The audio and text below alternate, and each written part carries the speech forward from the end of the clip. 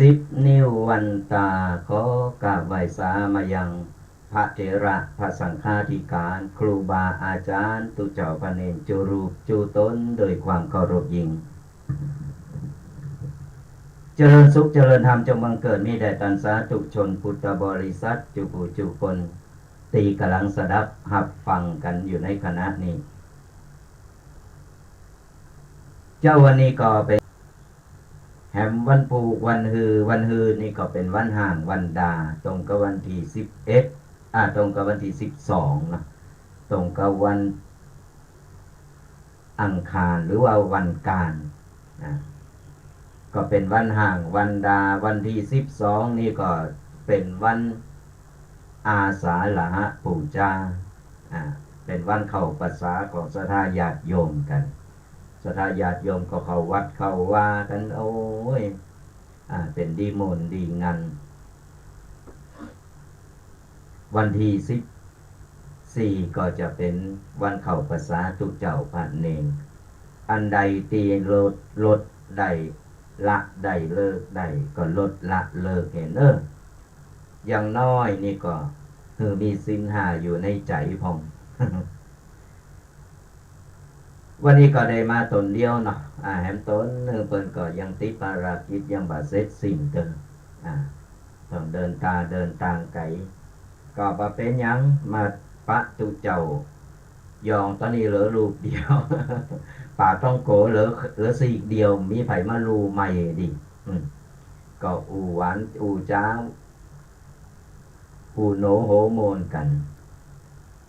พร้อมกับสาระปกิณกะต่างๆที่จะนำมาเล่าสู่ศรัทธาญาติโยมฟังกันบ่ว่าเป็นข่าวสาระในปัจจุบันหรือว่านำทำคำสอนต่างๆนานาเขาก็จะเอามาปรับเอามา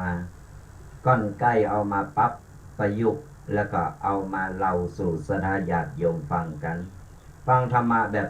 สบายๆเข้าใจง่ายๆหลายๆช่องทางกันศรัทธาญาติโยมบางคนบางท่านก็กำลังเข้ามาฟังก็ติดตามลำต้วยกันได้ติดตามทางวิทยุก็คืน104.50วัดฝ่ายหินก็สามารถติดตามได้หรือว่าเครือข่ายที่เป็นหับต่อไปก็สามารถฟังได้หรือว่าสะดวกฟังทาง Facebook ก็ Facebook เข้าไปพอได้เลยอันนี้หันโตได้ยินเสียงโดยได้อรรถรสไปแหมอย่างหนึ่งกับการฟังธรรมฟังไปก็ยิ้มไปพอตุเจ้าไปนะ หรือว่าศรัทธาญาติโยมสะดวกฟังทางพอทั้ง YouTube นี่หลายๆช่องทางก็สามารถเข้าไปพอสะดวกสบายพอย้อนหลังได้ศรัทธาญาติโยมทาง YouTube หรือ Facebook นี่เข้าไปพอย้อนหลังได้ถึงวันนี้ก็จะไล่สดตั้งห้องสตูดิโอของวัดมงน้อยก็ไล่สดที่นี่ก็ย้อนพอในเฟซหรือว่าย้อนไปพอวันหลังหรือว่าตอนวันนี้เขาบ่สะดวกในการตีเจ้าพอก็บ่เป็นยังไปพอไปฟังเอาได้ทั้งช่อง YouTube และก็ Facebook หรือกลุ่มไลน์ต่างๆนะ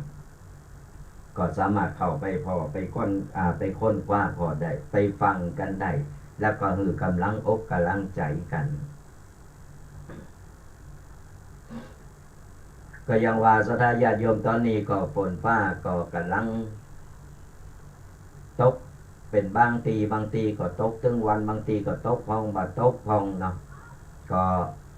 เราวังระวังโตระวัง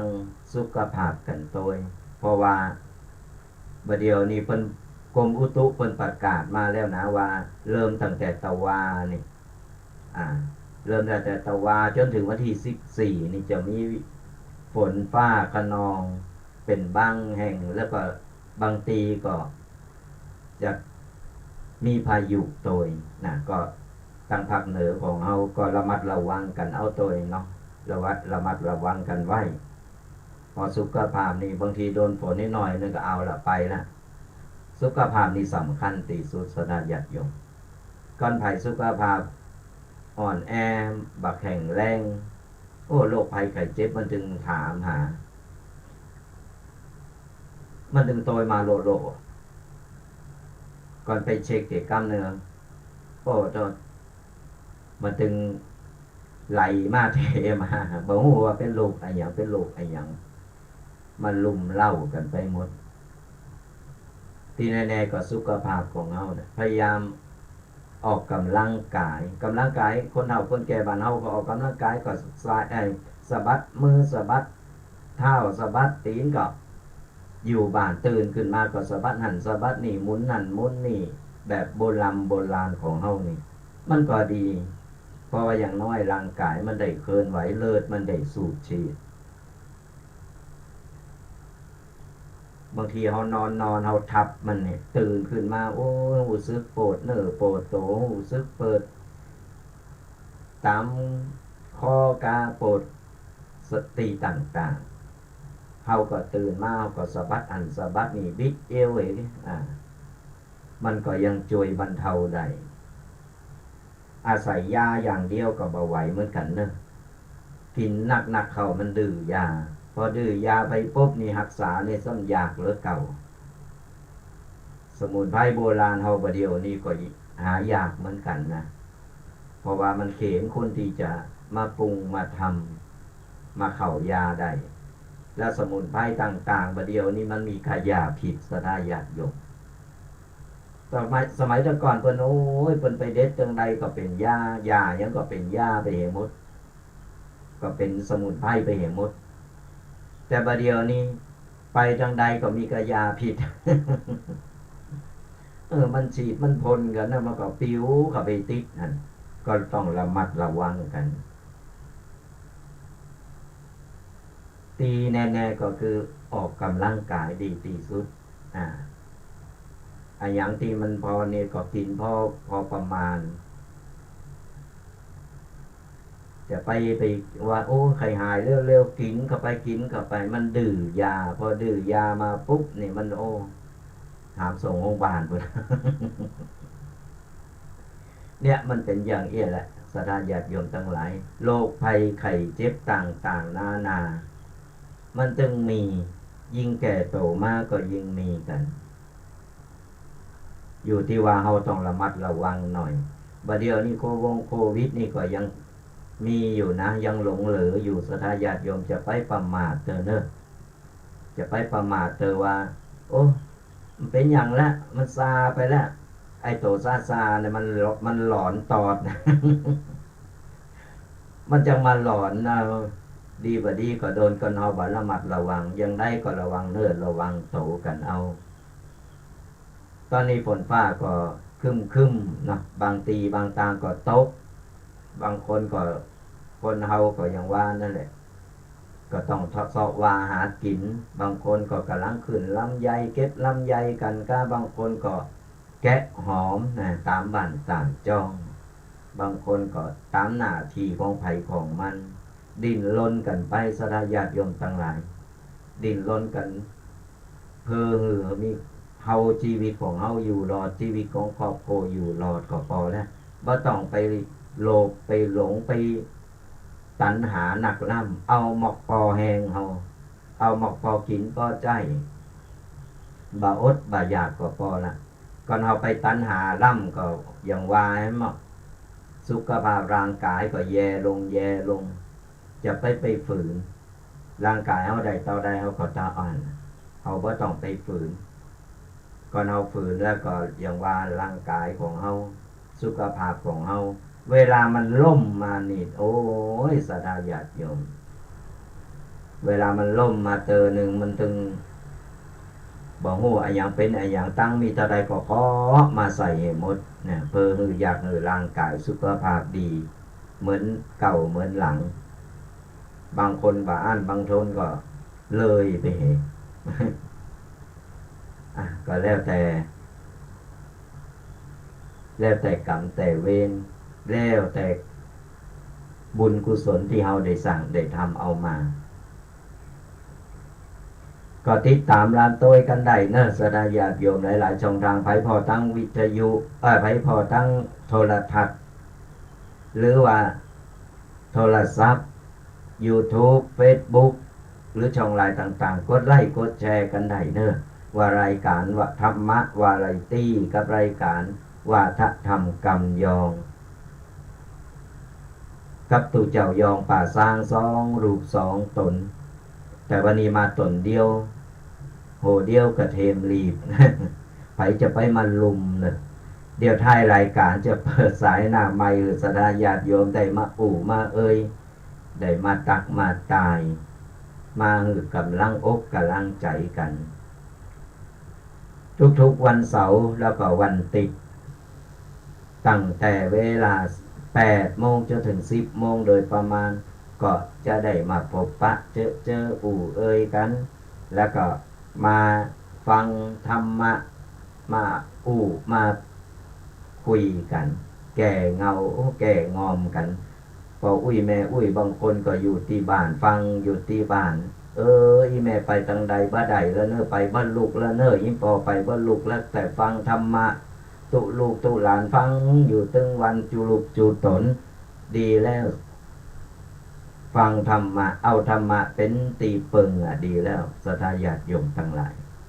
ตึงวันนี้โลกภายนอกโลกของเฮามันตึงวันนี้มันตึงมีสัพพะสัพเปวุ่นวาย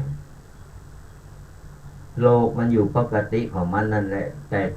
มนุษย์เฮามันทำให้วุ่นวายกันเดี๋ยวอันนั้นเดี๋ยวอันนี้บึดอันนั้นบึดอันนี้เอาธรรมะมาฟังมันเย็นอกเย็นใจนอนฟังนั่งฟังตามสบายเพราะประเดี๋ยวก็อย่างที่บอกว่าเทคโนโลยีมันล้ำหน้าเทคโนโลยีมันทันสมัยเขาก็สามารถฟังธรรมะนอนตึงกึ่งอยู่ที่บ้านฟังธรรมะโอ้ยสบายใจพกขาแก่นง่อนเอามือกายหน้าผากเห็นนะฟังธรรมะไปตัวพอบรรยากาศอันมันก็โมนดีเนาะแต่ประเดี๋ยวนี้มันบะอันอย่างเดียวนะครับมันสปะสเปดมันสุ้มอยู่ในอกในใจสุ้มอยู่ในหูมันถึงกังกะจะกินจะด่อยกังกะจะหิจะหาเดี๋ยวกาอันนั้นมาเดี๋ยวอันนี้มาเดี๋ยวอันนั้นมาโอ้สุมเหมือนไฟสุมอกสุมโซ่ง เพราะฉะนั้นแล้วก็ปล่อยไปวางไปก็เหมือนตะวาตีเดอุไปว่าอายังตีลดละเลิกใดปล่อยวางไปพองนะอันใดที่มันบัจจัยเริงของเฮาที่บัดจำเป็นก็ปล่อยวางไปอันใดที่มันแก้ปัญหายังบ่ได้มันแก้ยาแก้เย็นก็เอาไว้ให้ก่อนคือการเวลามันได้แก้ของมันเองเนาะกูสิ่งกูอย่างมันแก้ไขได้จะไปฟังไปตัดไปโดนน้อยอกน้อยใจไปทำบาดีบาดักคนเดือดร้อนคือคนอยู่ตรงตั้งหลังนี่มันเดือดร้อนนะจะไปตัดช่องน้อยแต่ปอโตเพราะว่าเฮากว่าจะได้เกิดมาเพื่อเกิดมาแล้วก็มันใจเศษกรรมและก็มันทำความดีเพิ่มพูนบุญกุศลของเฮาเนี่ยมันงอกงามเจริญงอกงามยิ่งขึ้นแล้วเรื่องไล่ต่างๆมันจะกลับกลายมาเป็นดีสดาญาติโยม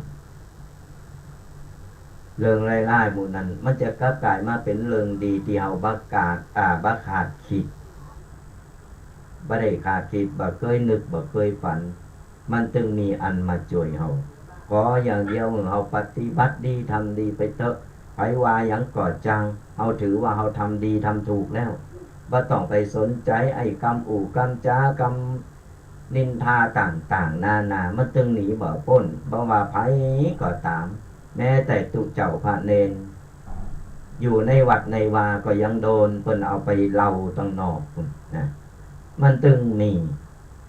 แม้แต่บ่ต้องไปอะหยังนักพระพุทธรูปยังอยู่ในวิหารในโบสถ์ก็ยังเอาไปติไปตายก็ยังมีได้ยินมาข้างหูเพราะฉะนั้นแล้วเฮาบ่ต้องไปสนใจบ่ต้องไปให้ความสำคัญกับมันกับกรรมอย่างอี้ก็เอาไปให้ความสำคัญมันก็จะเป็นเรื่องเป็นราวขึ้นมาติ๊กก่อนเฮาบ่ให้ความสำคัญเดียวมาที่ข้านมันก็จะเลิกไปเองอันนั้นเป็นกรรมของเพิ่นเฮาถือว่าผงเพิ่นเห็นว่าอโหสิกรรมเพิ่นว่าวิบากกรรมของเพิ่นมาอย่างอี้คนที่ชอบไปไปเล่าไปนินทาไปยุแยงตะแคงโลนั่นเป็นวิบากกรรมของเพิ่นคือเฮา อโหสิกรรมแล้วก็เตียวหนีมันจะได้หมดเวรหมดกรรมมันว่าต้องไปฟังว่าต้องไปเก็บมาคิดเก็บมาใส่สมองเพราะมันบ่ประโยชน์มันบ่มีประโยชน์อะไรอย่างเลยแล้วก็เฮาก็ต้องมานักอกนักใจเอากำกึดลมแรงๆหมู่นั้นมาเป็นกำกึดมานั่งนึกนั่งกึดโอ้ยปีนั้นมาวางหรือกูบ่ได้เฮาจะต้องมันก็เกิดเป็นการที่ว่าจองผูกใจเจ็บกันไปแล้วก็อาฆาตกันต่อไปตายไปบ่ได้ขอสู่มาบ่ได้ขอสู่มาลาโตดกันตายไปมันก็ฟังจิตไปกับสรญาติโยมมันก็ฟังจิตไปตัวแล้วทีนี้ก็ไปปะไปพบกันจาใดพบใดก็ตามเถอะมันยังอยู่ในจิตนั่นก็กลายมาเป็นเจ้ากรรมนายเวรกันนี่ต้นเหตุของเจ้ากรรมนายเวรก็เพราะอย่างนี้เพราะว่าเอาผูกอาฆาตผูกใจเจ็บและเวลาจะตายบ่มีการสู่มาลาโตดบ่มีขอขมาลาโตดกันอันน่ะสังเกตของง่ายๆสระญาติโยมเวลาเพิ่นจะเผาศพเพิ่นจะหือคนเอาสวยดอกมาเวนขอสู่มาลาโตดกล่าวกรรมขอสู่มากันจะบ่ได้ต้องบ่จ้องมาเป็นเจ้ากรรมนายเวรกันอะอย่างที่มันนี่ก็คือมันแล้วคือมันจบกันจากนี่เนี่ยมันเป็นอย่างอีเพราะฉะนั้นแล้วจะไปผูกใจเจ็บกับไผก่อนไผที่มันกึดบดีอย่างก็เฮาก็แสดงว่าชาติที่แล้วเฮาไปทำอย่างก็เพิ่นไว้ชาตินี้มันก็เลยมาเป็นเจ้ากรรมนายเวรกันก็อโหสิกรรมกันไปปล่อยไปจะมันเถอะชาติแล้วเฮาทำเพิ่นไว้ชาตินี้เพิ่นก็มานี่ก็ตามนี่แหละเจ้ากรรมนายเวรอย่างตะวาได้ไปว่ามีหลายรูปแบบนั่นก็ศรัทธาญาติโยมลองเอาไปก้อนไปใกล้ไปกึดพอเนอะว่ามันเป็นแต่ถึงวันนี้ซ้ำลูกบางคนในลูกเต่าโอ้ยดีแสนดีบางคนลูกเต่านี่โอ้ยบ่ฮู้จะไปด่าไปว่าไปบุกไปตีอย่างใดมันตึงลึกตึงดื้อตึงด่าก่อนนั้นเพราะว่าเจ้ากรรมนายเวรกันเคยได้โลมกันมาโลมตุกโลมสุขกันมาแต่มาในหลายๆรูปแบบก็เลยมาอาฆาตกันไว้เนี่ยเรื่องของเจ้ากรรมนายเวรก็เพราะฉะนั้นแล้วเนี่ยวันเข้าพรรษาที่จะมาถึงนี่เนอะศรัทธาญาติโยมตาลก็เข้าไปหาเจ้ากรรมนายเวรตาลไปหาปุพากาลีทำบุญทำทานแปลงใจใสแปลงใจบริสุทธิ์ผุดผ่องว่าต้องไปกึดอะอย่างเมื่อต้องไปว่าไปติไปตายอะอย่างไผเข้าไปในวัดก็แปลงใจขาวคอยลองรับเอาบุญกุศลใหญ่ที่เราได้ไปสร้างไปทำกันเข้าวัดฟังธรรมหับศีลฟังธรรมหับปอนอย่างเรียบร้อยนั่นแหละเฮารู้สึกว่าเฮาจะสบายใจได้โปร่งได้โล่งไปโอ้ยวันนี้ได้เข้าวัดได้ไปทำบุญหาคนนั้นได้ทำบุญหาคนนี้รู้สึกโล่งอกโล่งใจสบายอกสบายใจนั่นคือบุญเกิดจากใจของเฮาศรัทธาญาติโยมอันดับแรกนี่คือบุญเกิดจากใจของเฮาเลยเพราะว่าเฮาได้ทำตามที่เฮาปรารถนาเฮาได้ทำตามที่เฮาปรารถนาแล้วเนี่ยเฮาก็รู้สึกอิ่มอกอิ่มใจอิ่มบุญถึงบอกว่าเวลาเข้าวัดเข้าวาเรื่องอะหยังต่างๆนี่เอาไว้ตั้งนอกเลยไม่ต้องเอาเข้ามานะเข้ามาที่นี่เข้ามาในวัดก็ปฏิบัติเป็นพุทธมามกะที่ดีก็คือปฏิบัติตนในศีลในธรรมเรื่องอย่างอื่นเรื่องอะหยังไผจะขึ้นจ้างลงมาอย่างบ่ต้องไปติไปตายบ่ต้องไปว่า เพราะว่าจิตใจเขาจะตั้งมั่นที่จะมายินตีนี่แล้วตีในวัดแล้วเนี่ยแต่มากระโตแต่จิตใจไปวุ่นวายอยู่ตั้งนอกเปิ้นว่าจิตใจคนเฮาเนี่ยมันซนเหมือนลิงจะได้บึดกึดหนึ่งบึดกึดหนึ่งเด้อกำลังกึดอันนี้โพดไปแฮมเลิงโพดไปแฮมเลิงมันศูนย์อันอยู่หันมันก็เลยเปิ้นถึงบอกว่ามันซนเหมือนลิงเวลาเข้าวัดของเฮามันตั้งสติว่าขณะนี้เฮาทำอะไรอย่างอยู่เฮากำลังมาในวัดมาเปออะไรอย่าง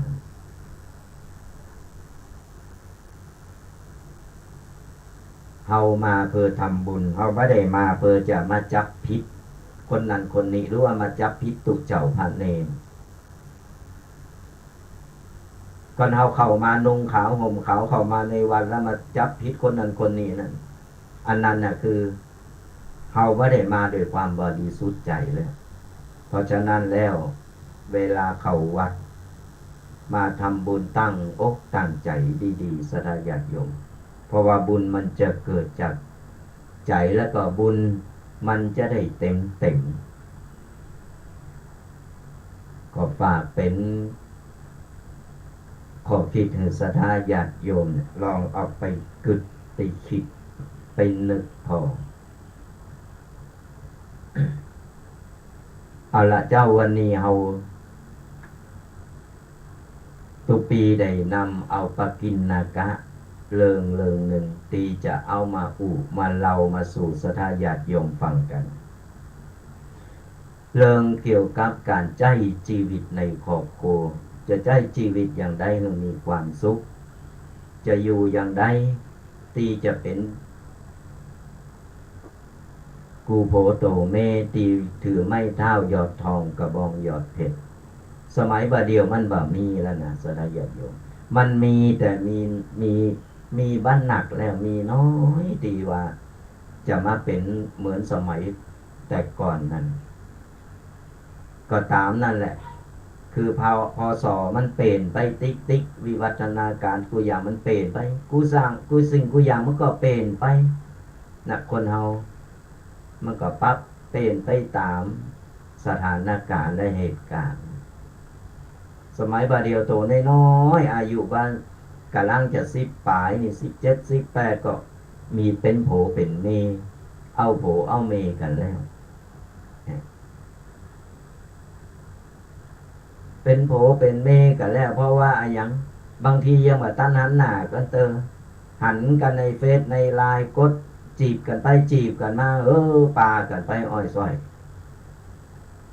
เป็นโผเป็นเมกันไปแล้ว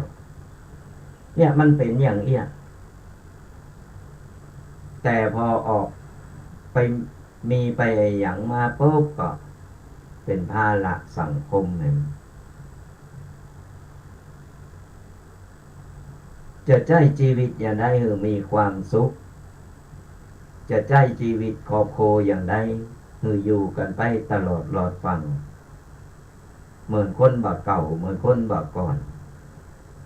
แต่ก่อนโอ้ยเปิ้นโผเดียวมีเดียวเปิ้นหักเปิ้นแปลงกันสมัยบัดเดียวนี่มันจึงมีกุ๊กมีกิ๊กมีกักมีอะไรอย่างต่างๆนานาเนี่ยแล้วเราจะอยู่อย่างไรจะใช้ชีวิตอย่างไรมีนิทานกล่อมเรื่องหนึ่งจะมาเล่าสู่ศรัทธาญาติโยมฟังกันเรื่องก็มีอยู่ว่ามีครอบครัวหนึ่งก็ใช้ชีวิตครอบครัวตามปกติเขาโทรไปเหมือนเขาทั้งหลายนั่นแหละในทุกๆวันนี่หลังจากเลิกงานผู้ที่เป็นแม่นี่ก็ฟังปิกมาเพื่อที่จะมาเตรียมกับข้าวกับปลาอาหารเพื่อที่จะเอามาเล่งมาสู่กันกินมื้อแลงก็ทำอย่างอี้กันเป็นประจำเหมือนครอบครัวโทรไปเป็นปกติ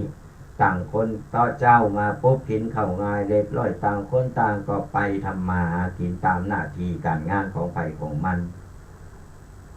เลิกงานมาปุ๊บ ผู้เป็นแม่ก็ต้องมาทำหน้าที่เป็นแม่บ้านฟังมาทำกับข้าวกับปลาเกมไว้หือลูกเกมไว้หือโผไว้กินอันนี้เป็นแม่บ้านตีดีหู้หน้าตีโตเก่าแล้วมีอยู่วันหนึ่งครอบครัวนี่ก็ตัวผู้เป็นแม่นี่เลิกงานจ้าเลยมาเลยปิกบ้านแรงหน่อยแต่ก็ปิกมาโดยความเหนื่อยล้าอ่อนล้าเพราะว่าอาจจะทำงานนักหรืออาจจะอะไรอย่างเขาก็บอกหู้ตัวปิกมาแต่บรรลุหน้าที่แม่บ้านก็คือมาเกมทำกับข้าวกับปลาโดยความรีบเร่งทำกับข้าวกับปลาเสร็จเรียบร้อยเอามาวางบนโต๊ะกับข้าวโต๊ะอาหารมาวางได้มีกับข้าวอยู่3-4อย่างสถาญาติโยมระหว่างจัดกับข้าวเรียบร้อยเสร็จปุ๊บผู้เป็นปอก็ปิกจากงานปิกมาบ้านอาบน้ำแต่งตัวเรียบร้อยเสร็จมานั่งกินข้าวพร้อมหน้าพร้อมตาครอบครัวตึงลูกใจตึงลูกยิง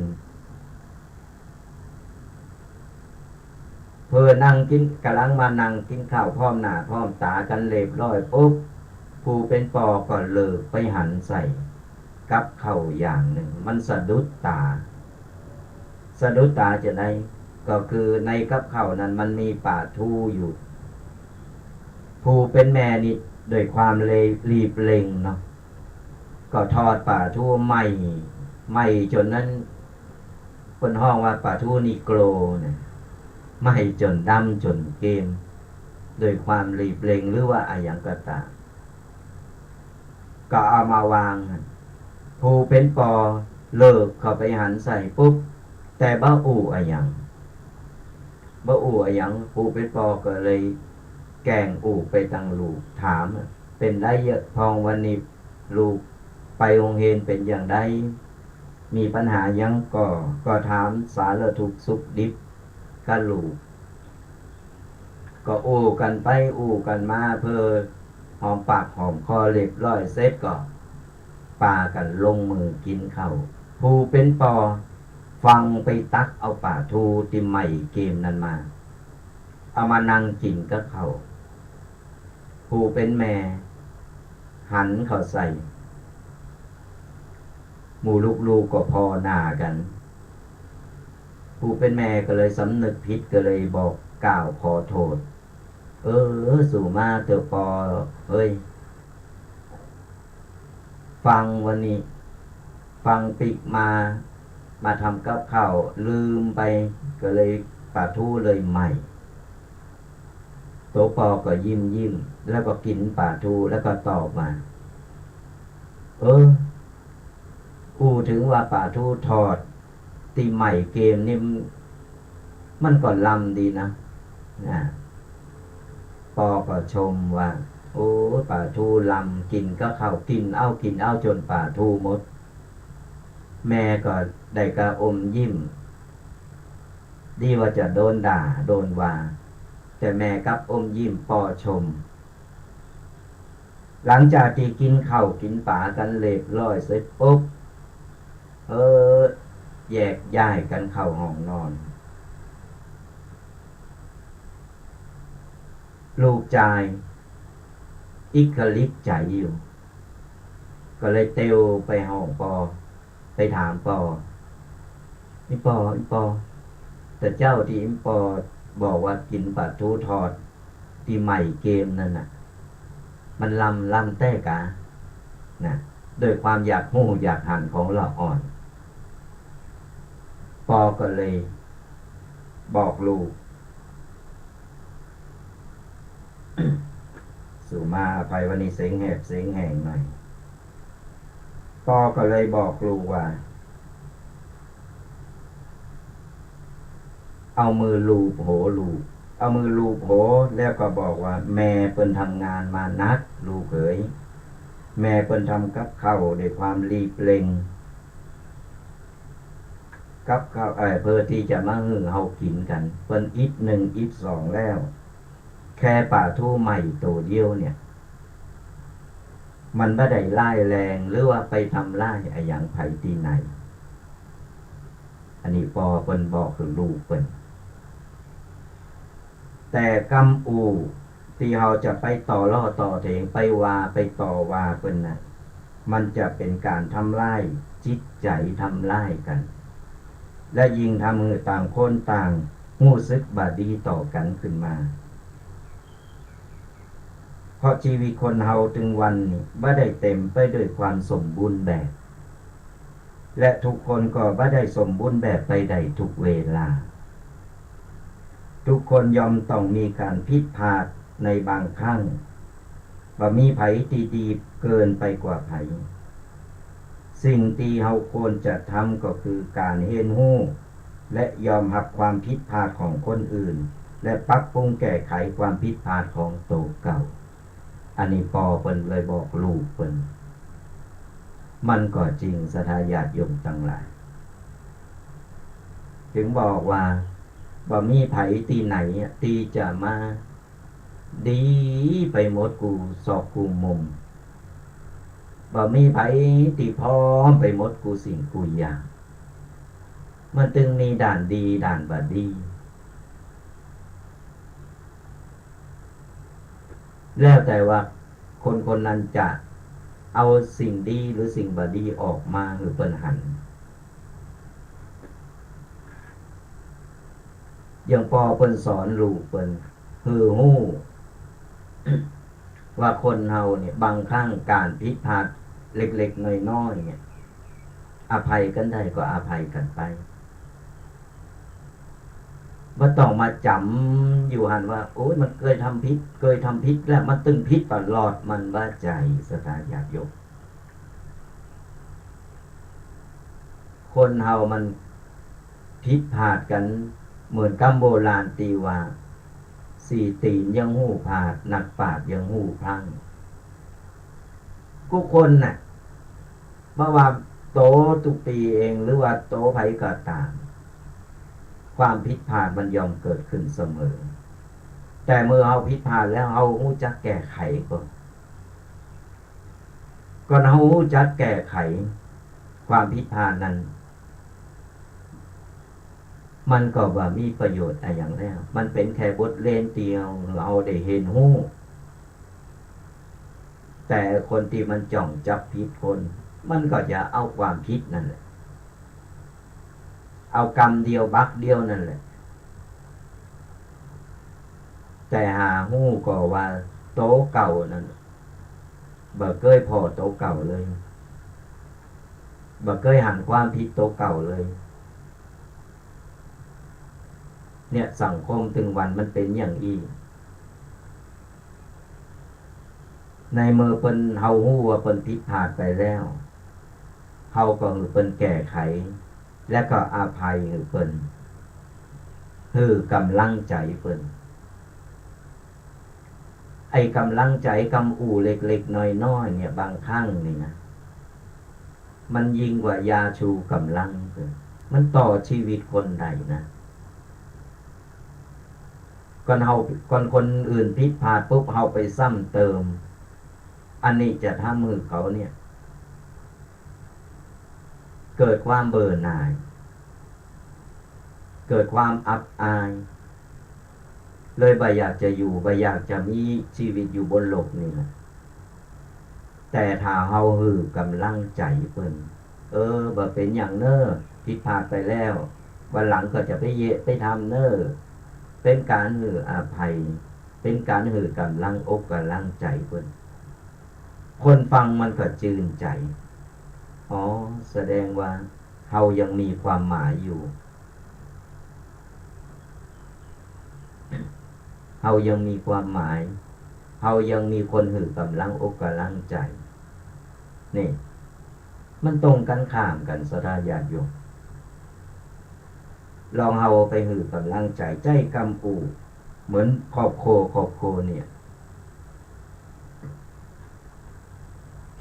กำอู่เล็กๆน้อยๆเนี่ยมันสร้างกำลังใจมันเป็นยาชูกำลังหือคนหลายๆคนได้สติแล้วก็ได้กำลังใจได้ยาชูกำลังไปในโตเขาก็อาจจะมีแรงผลักดันบางอย่างที่จะสามารถใช้ชีวิตอยู่ต่อไปได้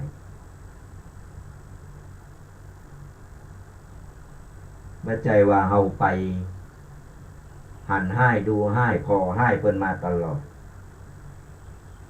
เฮาต้องเข้าใจว่ามนุษย์ทุกคนมันมีชีวิตจิตใจถ้ามีโอกาสใดเฮาให้โอกาสเพิ่นก็เฮาให้โอกาสแล้วเพิ่นก็ยังเหมือนเดิมให้โอกาสแล้วก็เหมือนเดิมอันนี้ก็ตามยถากรรมเพิ่นเฮาก็ปล่อยเพิ่นไปตามกรรมที่เพิ่นสร้างได้ทำเอาไว้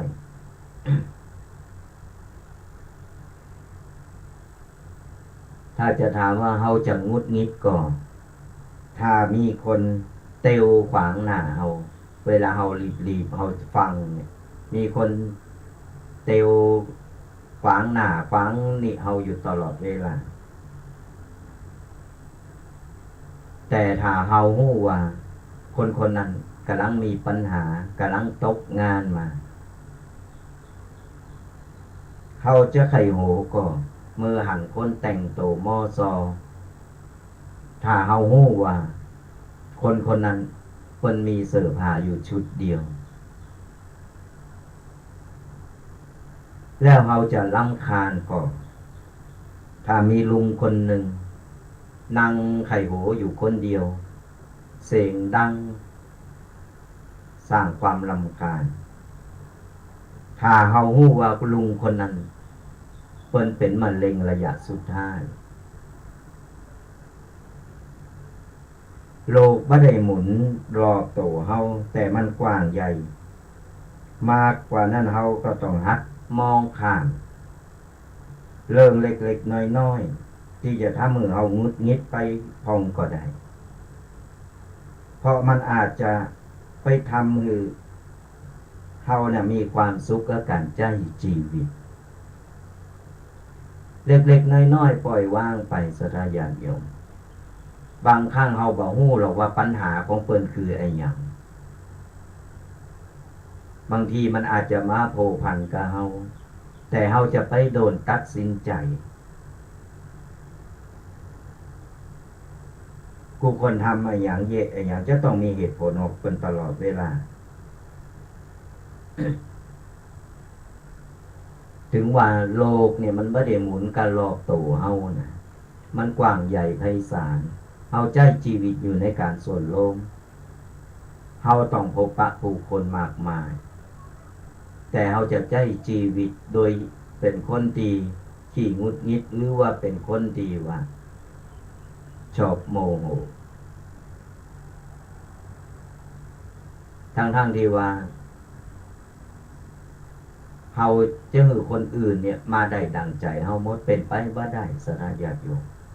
อย่าเอาตัวเก่าเป็นบรรทัดฐานเป็นตีตั้ง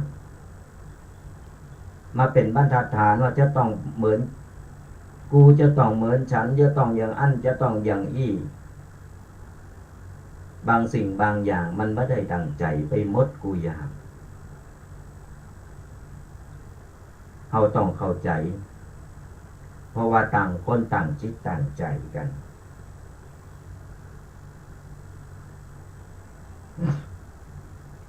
เพิ่นว่ามนุษย์ไปฟังโทรมาเตือนเนอร์กะละงะนี่เพิ่นว่ามนุษย์นี่ศรัทธาญาติโยมใจมนุษย์ทุกคนก็มีตาเหมือนกันแต่มีมุมมองที่ต่างกันมนุษย์ทุกคนมีหูเหมือนกันแต่มีการฟังที่ต่างกันมนุษย์ทุกคนมีปากเหมือนกันแต่มีวิธีพูดวิธีอู่เนี่ยบ่เหมือนกันมนุษย์ทุกคนมีหัวใจเหมือนกันแต่มีความรู้สึกที่ต่างกันเพราะมันเป็นอย่างนี้คนเฮาถึงมีความสุขความทุกข์บ่เหมือนกัน ต่างๆกันไปเราควรจะขอบคุณกับคนที่เปิ่นเข้ามาในชีวิตของเราขอบคุณจะได้ขอบคุณเพราะว่าเปิ่นสอนให้เราได้รู้จักสุขรู้จักทุกข์และที่สำคัญสอนให้เราได้รู้จักตัวเก่ามากขึ้นคนที่ผ่านไปผ่านมาในชีวิตของเราเพราะว่าจะเป็นเปิ่นฝูงพี่น้องญาติพี่น้องหรือจะเป็นผู้โบโตเมเป็นลูกเป็นเต่าเป็นญาติคือญาติยังก็ตามหรือว่าคนโทรไปที่เราได้ผูกพันได้คุกคีได้รู้จักนั่นคือผู้คนเป็นครูมาสอนบทเรียนให้เราได้เรียนรู้และจะได้รู้จักโตวเราเองจะได้รู้จักโตวเก่ามากขึ้นหนักกว่าเดิมกูสิ่งกูอย่างธรรมชาติเปิ้นว่าธรรมชาติเนี่ยมันสอนให้เราได้รู้หมดเฮาเห็นรู้จากธรรมชาติบ่ต้องไปนั่งเห็นรู้อยู่ในห้องเห็นแต่เฮาเห็นรู้โดยประสบการณ์เห็นรู้จากธรรมชาติเฮาได้รู้จักกับชีวิตหนักขึ้นมาแห่งว่าถึงวันนี้เฮาเกิดมาเพื่ออันหยังเฮาเกิดมาทำอันหยังและเฮาได้ที่เฮาเกิดมาเฮาได้สร้างอันหยังไว้พองเฮาได้ทำอันหยังไว้พองมันสอนให้เฮาได้รู้จักเจ็บจักโกรธจักทุกข์จักสุขธรรมชาติมันสอนให้เฮาหมดผู้คนรอบข้างเฮาเหมือนกันเป็นครูสอนให้เฮาถึงคนดีคนให้สอนให้เฮาได้รู้เห็นรู้ให้เฮาได้รู้จักโตวเก่าหนักขึ้น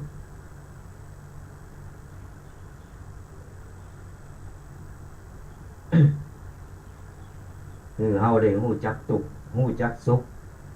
ว่ามันเป็นอย่างไรแล้วเวลาเฮาไปทำคุณงามความดีเนี่ยกับไผเฮาบ่ต้องไปหวังนะศรัทธาญาติโยมบ่ต้องว่าไปหวังว่าเฮาทำดีกับไผคนนั้นก็จะต้องดีกับเฮาเสมอไปไอ้ที่เพิ่นรู้จักกตัญญูเพิ่นก็ดีกับเฮาตอบไอ้คนที่เพิ่นบ่รู้เฮาก็บ่ต้องไปหวังว่าจะต้องดีติดมาก็ถึงบอกนานาจิตต่างจิตใจคนมันบ่เหมือนกันบ่ต้องไปหวังก็เหมือนเฮาไปเวลาจะทำดีศรัทธาญาติโยมทั้งหลายเพิ่นถึงว่าทำดีคือถูกตีถูกตั้งเมื่อเฮาขายของต้องหาทำเลดีๆเอาไปตั้งโกโดเลยบ่มีทำเลบ่ดีบ่มีผู้คนสัญจรเฮาก็ขายของบ่ได้ทำดีทำให้ถูกตีถูกตั้งบ่ใจฮู้ว่าฉันจะทำดีจะทำดีตลอดคือทำดีกูอย่างทำดีไปหมดทำดีน่ะมันดีแล้วแต่ทำให้ถูกตีถูกตั้งการทำสเปะสปะแล้วก็บ่ต้องไปหวังอะไรอย่างว่าคนนั้นจะมาตอบแทนคนนี้จะมาตอบแทนเบิ่งบนเปิ้นฮู้เปิ้นหันศรัทธาญาติโยมเบิ่งบนเปิ้นฮู้เปิ้นหันว่าเฮากำลังทำอะไรอย่างอยู่กรรมบ้านเฮาเปิ้นว่าคนบ่หันเทวบุตรเทวดาเปิ้นหันนั่นจะเยะจะสร้างจะทำอะไรอย่างเฮาบ่ต้องไปหวังคุณงามความดีมันยังอยู่ที่เฮาได้ทำได้สร้างเอาไว้นะยังอยู่เหมือนเก่าเฮายิ่งทำมันก็ยิ่งทวีคูณใครจะมาตอบแทนบ่ตอบแทนอันนี้ก็เรื่องของเพิ่นบ่ต้องไปรอคอย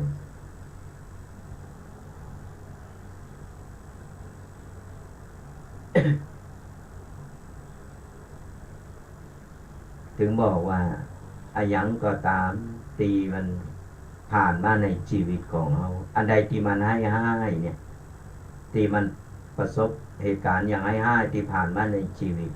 คือเราเนี่ยเก็บเอาไว้เป็นบทเรียนเก็บไว้เป็นบทเรียนแต่อันใดที่มันดีๆที่เข้ามาในชีวิตของเรา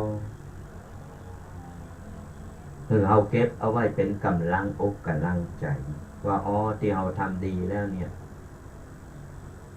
เรารู้สึกปลื้มรู้สึกดีมีกำลังอกกำลังใจอันใดที่มันบ่ดีเราก็เอาไว้เป็นบทเรียนไว้คอยสอนตั้งให้เรา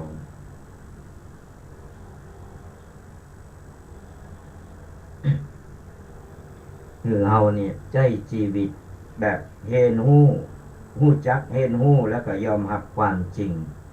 ปรับตัวให้อยู่ให้ได้กับสังคมถึงวันนี้เพราะถึงวันนี้มันวาสนาไผวาสนามันบุญไผบุญมันกรรมไผกรรมมันกิเลสไผกิเลสมันทุกข์ไผทุกข์มันทำเอาไว้แต่ความดีบ่มีขายใครได้ก็ต้องไปทำเอาเองเนี่ยนิทานกล่อมเริงนี่ได้ยิบยกเอามาเล่าสู่ศรัทธาญาติโยมฟังเป็นคติสอนอกสอนใจคือเฮาปรับชีวิตใจกับชีวิตปัจจุบันเฮาจะใจชีวิตครอบครัวอย่างไรว่าใจใหม่ๆก็หักกันปานจะคืนกินพออยู่ไปอยู่มาก็ควางหันควางถ้วยควางจ้อนตบตีข่าแต่งกันสังคมตึงวันมันเป็นอย่างนี้ออกข่าวตึงวันทุกปีก็พอข่าวตึงวันนะว่าเนาะสังคมตึงวันนี่มันเกิดอะไรอย่างขึ้น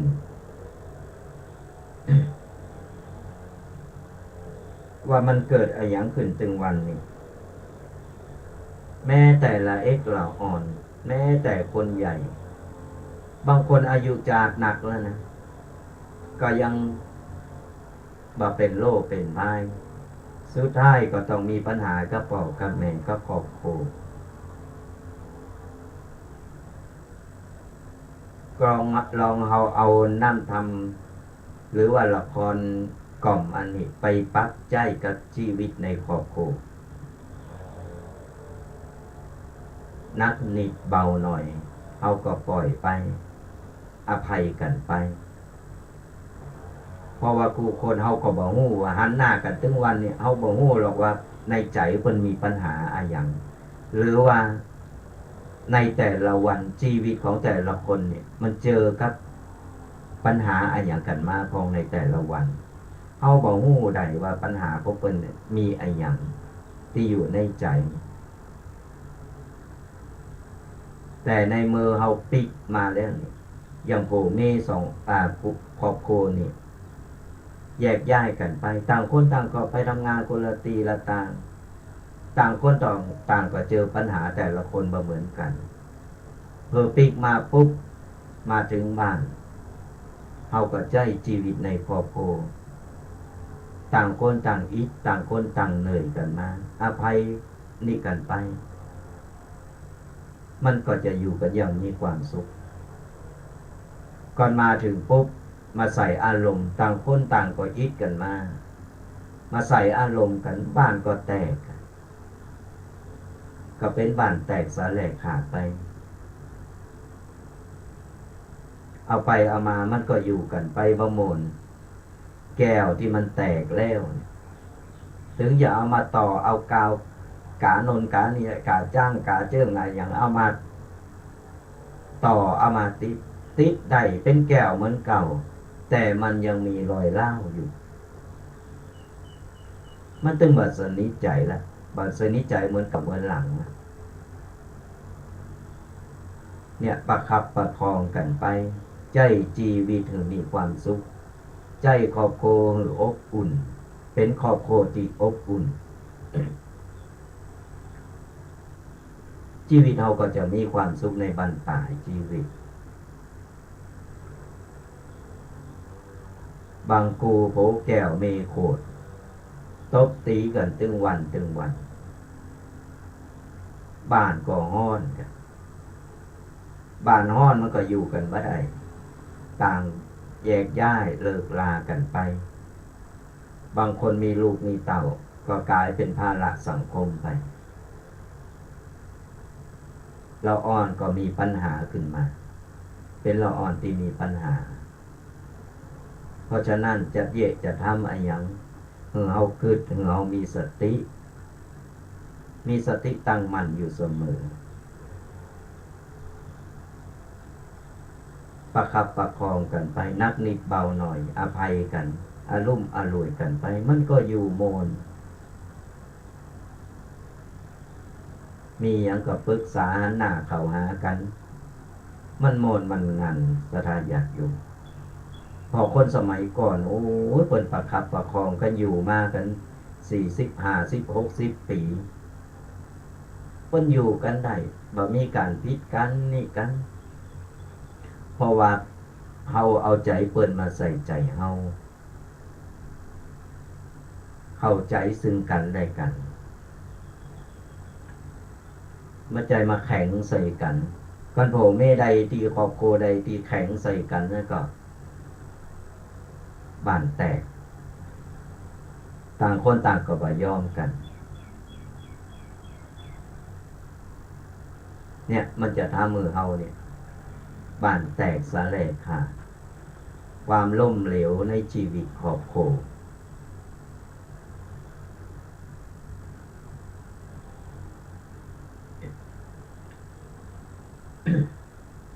ขอสู่มาอภัยคอแห้งวันนี้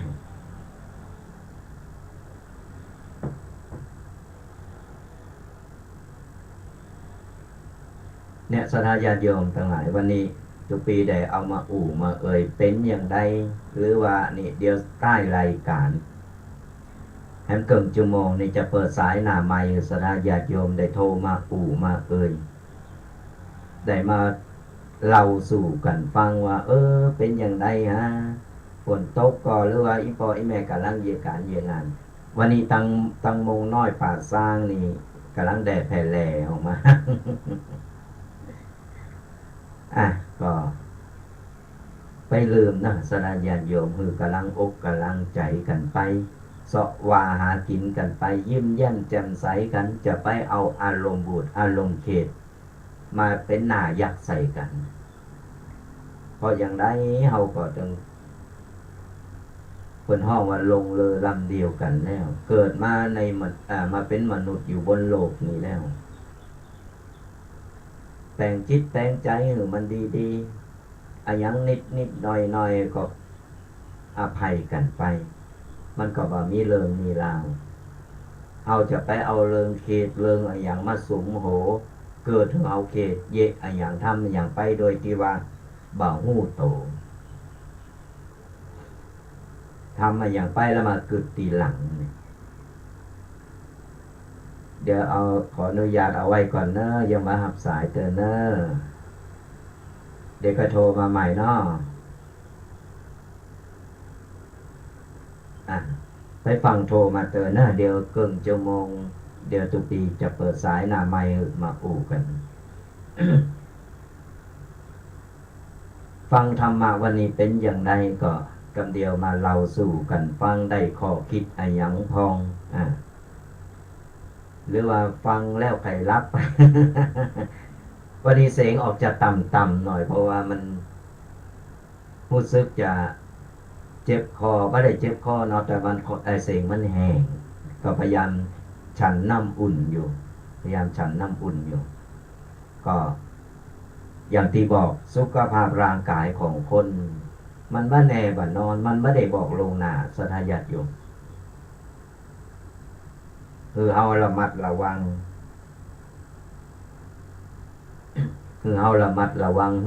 เนี่ยคอยยืดเส้นยืดสายของ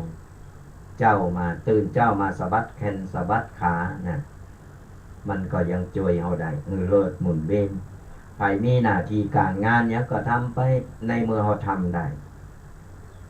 ทำไปเตอะสระญาติโยมแต่จะไปหักโหมเกินไป อย่ามาเดียวบางกลุ่มบางคนหันรถอย่างรถเก็บลำไยนี่ผ่านหน้าวัดวุ่นๆ ลำไยก็กำลังออกกำลังบางคนก็กำลังเก็บลำไยโดยฟังไปโดยเนาะก็หิหากันไปทำกันไปแต่จะไปหักโหมอย่างน้อยเฮาดูแลสุขภาพของเฮาโดยมันดีสลายญาติโยมทั้งหลายหากวันนี้เฮาเหนื่อยกับการกับงานที่ต้องทำแต่เฮาคิดว่าเฮาโชคดีที่ยังมีงานทำอยู่หากวันใดที่เฮาต้อแต้กับชีวิตเฮาคิดว่าโชคดีแล้วที่เฮายังมีลมหายใจอยู่เฮาจะไปโมเสเวลา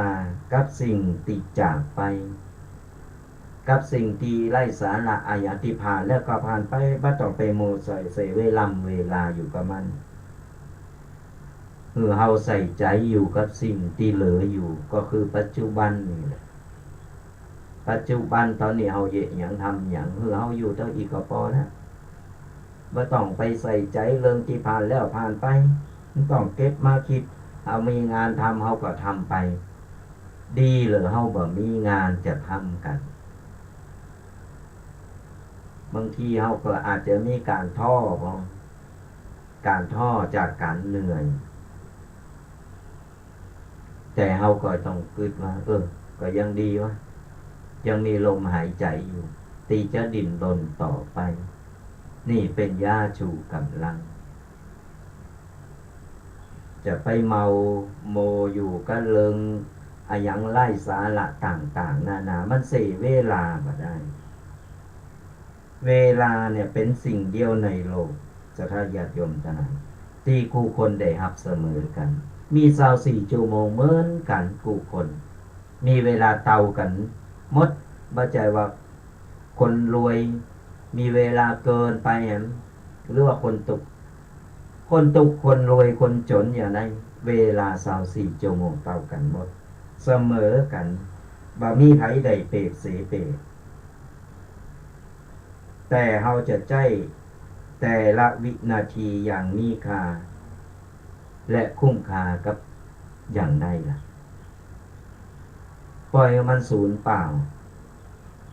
ปล่อยมันผ่านไปวัน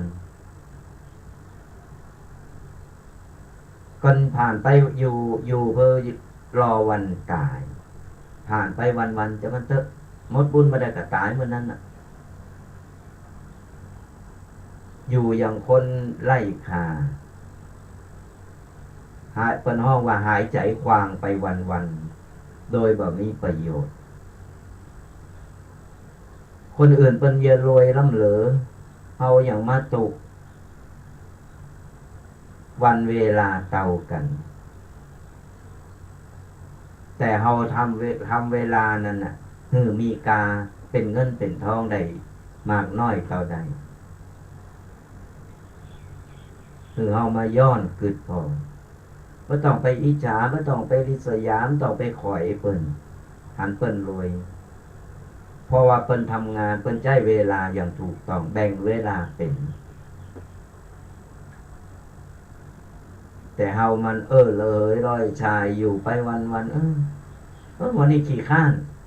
หยุดอีกก่อนวันนี้จะอ่านอย่างอีข้ออ้างต่างๆนานาสมัยก่อนคนจีนนี่สถาญาติอยู่เพิ่นอพยพมาอยู่ในเมืองเฮาในประเทศเฮานี่เพิ่นมีกระโตเสื้อผืนหมอนใบเพิ่นมาหิมาหาด้วยความขยันใจเวลาอย่างถูกต้องจนบัดเดียวเนี่ยไปพอเถอะมี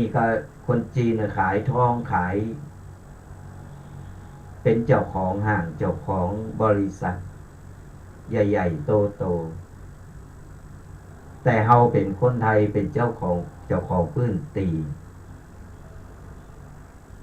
เฮายังต้องไปอาศัยเพิ่นเนี่ยมันอยู่ที่ว่าเฮาบริหารเวลาของเฮาเนี่ยอย่างใด เวลามันเต่ากันบ่มีไผลำเริ่มล่ำกันไป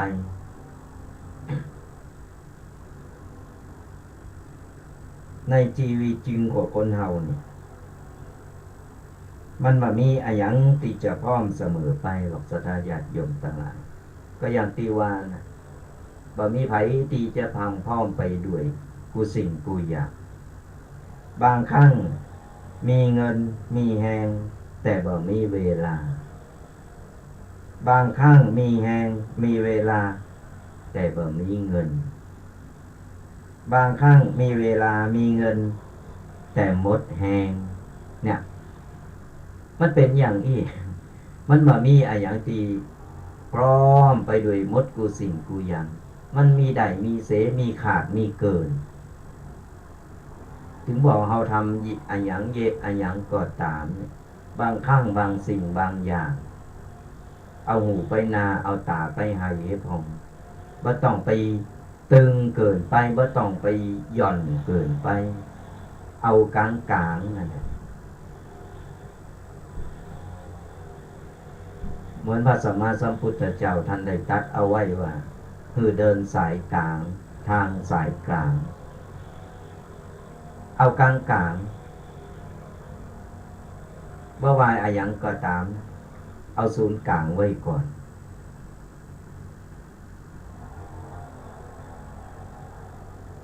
ก่อนเฮามาก้อนใกล้มาเกิดถึงน้ำธรรมคำสอนขององค์บวรพระสัมมาสัมพุทธเจ้าเฮามาก้อนใกล้แล้วเฮาลองนำมาปรับใจในชีวิตของเฮานั่นแหละชีวิตของเฮาจะมีความสุขเฮาเดินตามทางสายธรรมมีธรรมะนำทางชีวิตก็จะพบแต่ความสุขความเจริญเพราะว่าเฮามีสติอยู่เสมอเฮาจะเยกจะทำจะสร้างอะหยัง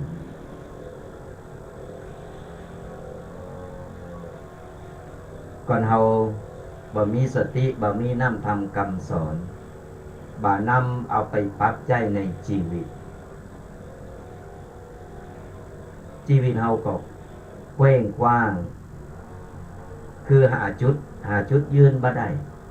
หาตีกรรมตีจับบ่ได้ถือว่าโชคดีที่คนไทยเฮามีศาสนา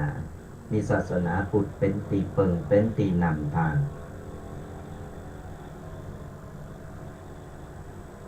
เกิดมาจากใดเจนใดก็ตามปรารถนาใครเกิดมาอยู่ในศาสนาพุทธ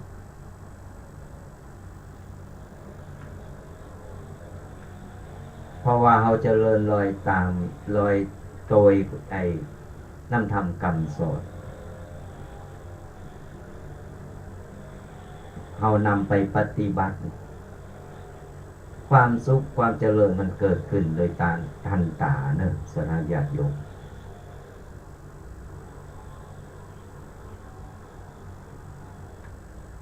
เนี่ยก็ลองฟังแล้วเนี่ยลองนำไปใจ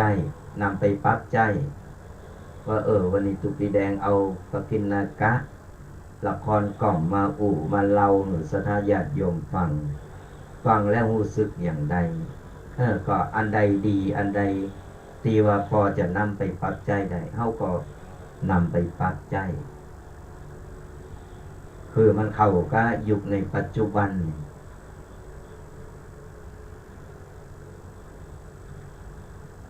อย่างที่บอกยุคปัจจุบันนี่วัดวาอารามเปิดกว้างมีประตูกี่ประตูก็เปิดหมดแต่คนไม่ใครเข้าเป็นคุกเป็นตารางเนี่ยเปิดแล้วเป็นปิดเป็น2 จั่น3 จั่นก็รูกันเข้าพุทธก็เพราะอะไรอย่างก็เพราะว่าเขาไม่ได้เอาน้ำธรรมคำสอนเอาไปปฏิบัติเอาไปใจ มันก็เลยต้องกลายเป็นอย่างนั้นมันบ่มีอะไรอย่างตีจะเป็นแหล่งยึดเหนี่ยวจิตใจได้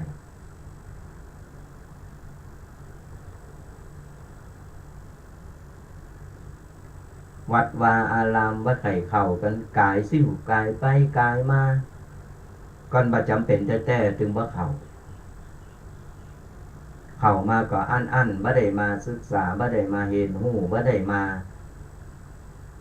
สนทนาธรรมบ่ได้มาปู่มาเลยบ่ฮู้ว่าอันหยังเป็นอันหยังเพิ่นเข้าก็เข้าโดยเพิ่นนั่นน่ะเพิ่นยื้อก็เยอันน่ะแต่ถามว่าฮู้หยังบ่ฮู้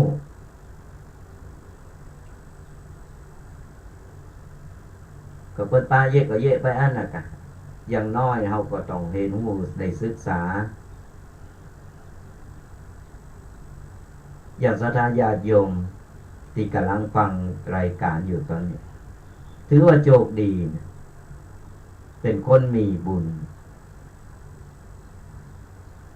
เพราะว่านั่งอยู่ในบ้านอยู่ที่บ้านหรือสถานที่ต่างๆธรรมะก็ยังเข้าไปถึงเข้าไปส่งถึงตีเข้าไปถึงนั่งเยอะการไปโดยก็ฟังธรรมะไปโดยเกี่ยวหมากไปโดยเนี่ยเป็นคนที่มีบุญธรรมะส่งถึงตีเลยแล้วก็มีธรรมะได้ฟังธรรมะไปอย่างน้อยโซนประสาทธรรมะของเฮาก็จะได้เข้าไปอยู่ในโซนประสาทของศรัทธาญาติโยมกันอย่างน้อยละอ่อนละเอ็กละอ่อนอย่างวันนี้วันหยุดได้ฟังโดยมันก็ยังน้อยเข้าไปในส่วนสมองของเปิ้นก็จะได้กึดได้นึกเวลาเจอปัญหายังขึ้นมาเปิ้นก็จะนึกถึงเคยได้ยินตุเจ้านะเปิ้นอย่างอันตุเจ้านี่เปิ้นอย่างอี้เนี่ยมันก็เป็นการที่อยู่ที่ไหนก็สามารถฟังธรรมะได้สมัยบัดเดียวเอาละศรัทธาญาติโยมทั้งหลายตอนนี้จะเปิดสายหน้าไมค์ศรัทธาญาติโยมผู้ซื้อโทรมา2-3สายแล้วแต่บ่รับสายตอนนี้เราจะเปิดสายหน้าไมค์ศรัทธาญาติโยมเนี่ยได้มามามาแลกเปลี่ยนกันหรือว่ามาสนทนาธรรมกันก็โทรกันเข้ามาได้เน้อ0826112245เบอร์เก่าเบอร์เดิมโทรกันเข้ามาได้เน้อตอนนี้เราจะเปิดสายหน้าไมค์แล้วเพราะว่ารู้สึกจะโทรกันมาหลายสาย เดี๋ยวหาว่าตุเจ้านี่เอากระคนเดียวรู้จะมารู้หน่อยบ่ได้ ปกตินี่ก็จะรู้กันเป็นกูท่องกันเนาะแล้วตอนนี้เป็นไปกิจนิมนต์ยังบะปิกบะปอกมาเตอก็บะเป็นยังตุปีแดงก็ยังอยู่ก็โทรมามามาเป็นกูเป็นกีนกันได้0826112245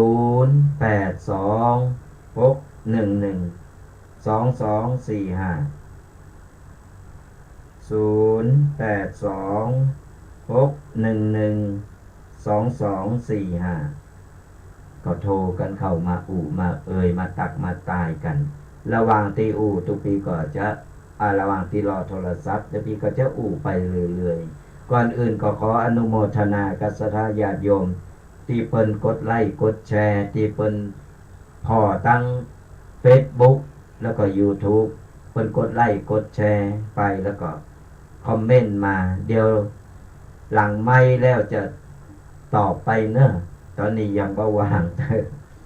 เดี๋ยวหลังไมค์จะตอบไปเพิ่นคอมเมนต์เพิ่นนี่มาหลายอันหลายอย่างก็ขออนุโมทนาบุญกันกดไลค์กดแชร์กันไปได้เพราะว่าเป็นการแชร์ธรรมะธรรมะกะคนที่เพิ่นบ่ฮู้เพิ่นก็จะได้ฮู้แล้วก็นำไปปฏิบัติเฮาได้บุญได้กุศลโดยบ่มีอะหยังที่จะดีและสูงสุดไปกับการธรรมะเพิ่นเนาะก็เฮาธรรมะเฮาว่าเป็นว่าจ้างนี่ก็กดไลค์กดแชร์ไปก็เป็นการเฮาเผยแผ่ หือธรรมะกับคนกับเปิ่นกับฝูงกับคนที่เฮาหักก็กดไลค์กดแชร์กันไปอ่าหรือว่าใครมาอู่มาเอ่ยโทรกันเข้ามาเนอะแต่เจ้าโทรมาบัดเดียวดักแซบพอเปิดสายหน้าไม่ไปทางใดกันหมดหรือว่ารับไปแล้ว อากาศมันก็คึมพองแดดพองแปรปรวนอยู่อย่างนี้แหละช่วงนี้ก็ฝนฟ้าอากาศตกพองบ่ตกหลายบางทีก็ตกน้ำท่วมหลายตีหลายตังก็ระมัดระวังกันไปโทรกันเข้ามา0826112245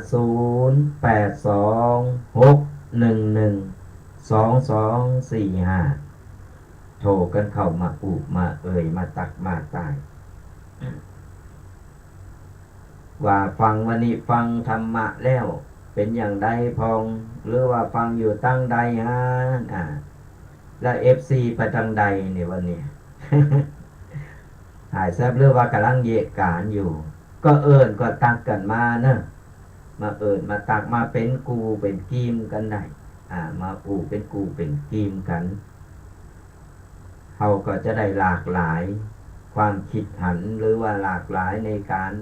สนทนากัน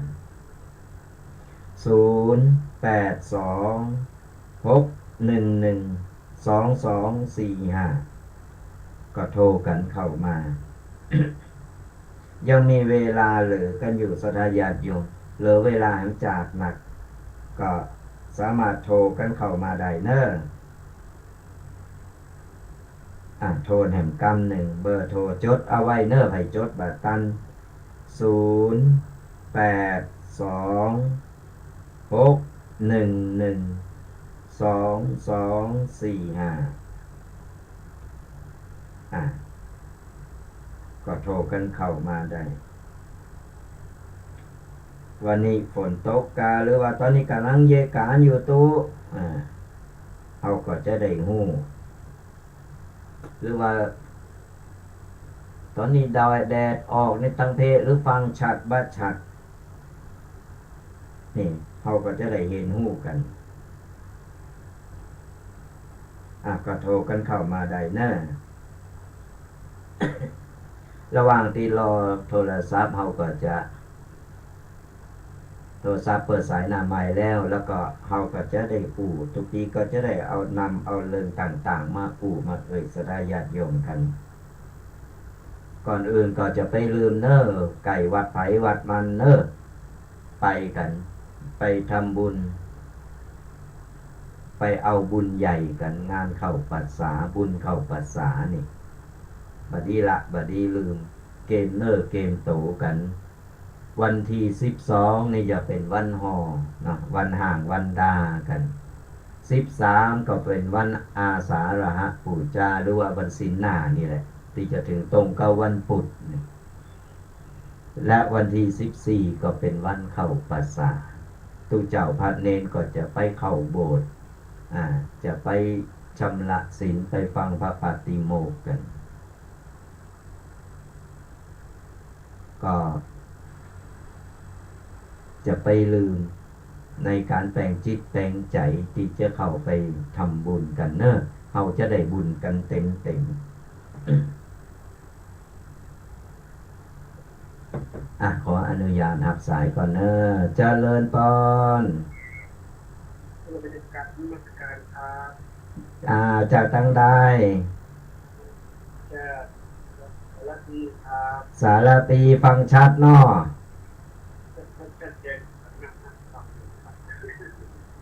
ชัดเจนเนาะ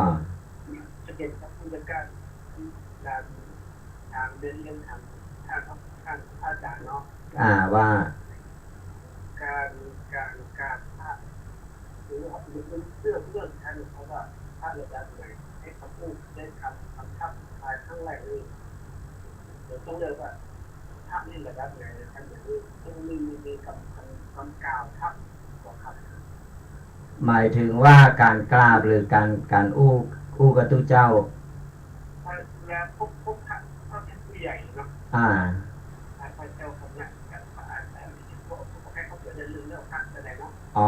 กราบพระผู้ใหญ่เนาะนั่นแล้วพระน้อยนะครับพระน้อยแล้วก็ปฏิบัติระดับท่าน ท่านเทศเนี่ยครับ อ๋อพระผู้ใหญ่พระเทพพระอย่างก็คือเหมือนกันเนาะคืออ๋อแบบเรื่องชั้นเนาะใจใจแต่ว่ากำอู้เขาใจกำอู้ไอ้คือกตั้งหน้าเพิ่นมีออย่างเพิ่นเป็นพระครูหรือว่าท่านเจ้าคุณอย่างเงี้ยอ๋อน่าก็เป็นตู้เจ้าพระเนรธรรมดาอย่างเขาก็อันดับแรกเขากราบเปิดกราบนมัสการครับนี่เยอะกันอ๋อครับอ่ากราบนมัสการแต่เวลากราบพระนี่นะบอกอย่างหนึ่งเนอะกราบพระนี่หัวแม่มือจะลดตรงหัวคิ้วนะอ่าก่อนกราบก่อนกราบก็แล้วก็กราบพระนี่คือหัวแม่มือจะลดหัวคิ้วแล้วก็แบมือเวลาก้มกราบแต่กราบพ่อกราบแม่กราบผู้มีพระคุณกราบไอคนทั่วไปนี่ก็คือเฮากราบแต่บ่าแบมือแต่หัวแม่มือนี่จะอยู่ปลายจมูกอันนี้กับ อ่ามันจะมี3 ระดับเนาะลงพื้นเนาะอ่าเมื่อบักกี่วันนี่ก็ได้ไปอบรมที่ละอ่อนที่อันปัดตึงงามก็เรื่องมารยาทไทยนี่แหละก็ได้ไปกล่าวไปอู้เนาะก็มันจะมี3 ระดับก็ศึกษากันไปเนาะแต่ตู้เจ้าพระเนรนี่หัวแม่มือจะอยู่หัวคิ้วมันเนอร์หัวคิ้วและแบมือเวลากราบแต่กราบพ่อกราบแม่ก็ต้องแบมือแต่หัวแม่มือนี่จะอยู่ปลายจมูกช้อนจมูกมันแต่ไหวเปื้อนไหวผงไหวกราบนี้ก็หัวแม่มืออยู่ปลายกลางเขาให้เป็นประการเลยครับคือเวลาเขาไหวเปื้อนไหวผงไหวอย่างเงี้ยไหวคนหู้จักแล้วคนนับถือหัวแม่มือจะอยู่ปลายกลางนี่มันจะมี3 ระดับจมูกคางใช่สูงสุดคือหัวคิ้วคือเขาไหว้ตุเจ้าไหว้กราบตุพระหรือว่ากราบไปสถานที่สำคัญหรือว่ากราบไปอย่างที่เป็นสูงคือจะอยู่หัวคิ้วและแบมืออันนี้พอคร่าวๆเนาะขอถามประเด็นอีก2 ประเด็นเนาะว่าคือระหว่างที่ผมเดินผ่านนะเวลาไปที่เราเห็นพระเดินมาเนี่ยเนาะเป็นแบบที่เอาเรียนแบบประเด็นพร้อมที่จะมีปัจจัยตัวเรียนเนาะว่าเป็นอย่างเวลาเขาเดินผ่านพระเนาะเดินผ่านตู้เจ้าเพื่อกำลังเตมากำลังเขากำลังจะกายไปเขายุดแล้วหันหน้าไปหาเพื่อนแล้วก็โค้งคำนับโค้งแบบก้มหัวลงหน่อยนึงพนมมือแล้วก้มหัวลงหน่อยเพื่อนผ่านไปแล้วเขาก็ค่อยเดินไปบัจำเป็นต้องไปถวายบัทับกล่าวคำว่าสวัสดีบัต้องคืนนมัสการครับแล้วก็เพื่อนก็จะบอกเจริญพรแล้วเพื่อนก็จะเดินผ่านไปเป็นการตักตายบัจใจไปสวัสดีครับเพื่อนบัได้เนี่ยเพราะว่าเพื่อนสวัสดีครับใจกับเจ้าบ้าน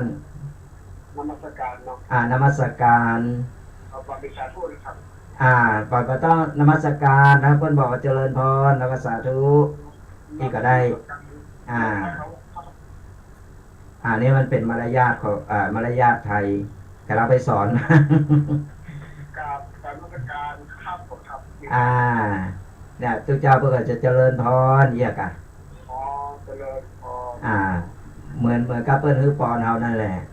เหมือนเพื่อนสวัสดีเฮานั่นแหละแต่มีบางคนนะเคยป้าเหมือนกันนะป้าทุกเจ้านี่ว่ามาถึงพวกเจริญพรอาตมาไปไหนวะตู้ก็เลยบอกอันนั้นของตู้ไม่ใช่ของโยมเลย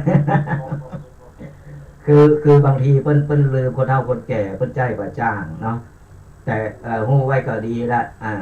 ก็คือเขาหันตู้เจ้าพระเนรที่ไหนเนี่ยกับนมัสการครับเวลาเดินผ่านเนาะพนมมือแล้วก้มหัวลงหน่อยเนนมัสการครับเปิ้นก็จะเจริญพรอายุวันโนนะอะไรเงี้ยเพื่อว่าจะปั่นปอนเอาบัจำเป็นว่าปะตุเจ้าแล้วก็ต้องใส่ซองเลยใส่ปัจจัยบัจจัยนอกจากเขาจะตั้งใจที่จะไปตานหรือจะถวายเพิ่น ประเด็นครับ อ่า คือถ้าสมมติเราพอจะมีปัจจัยเนาะ อ่า ถ้าวัดเป็นสร้างอย่างสูงแบบตัวก็อะไรก็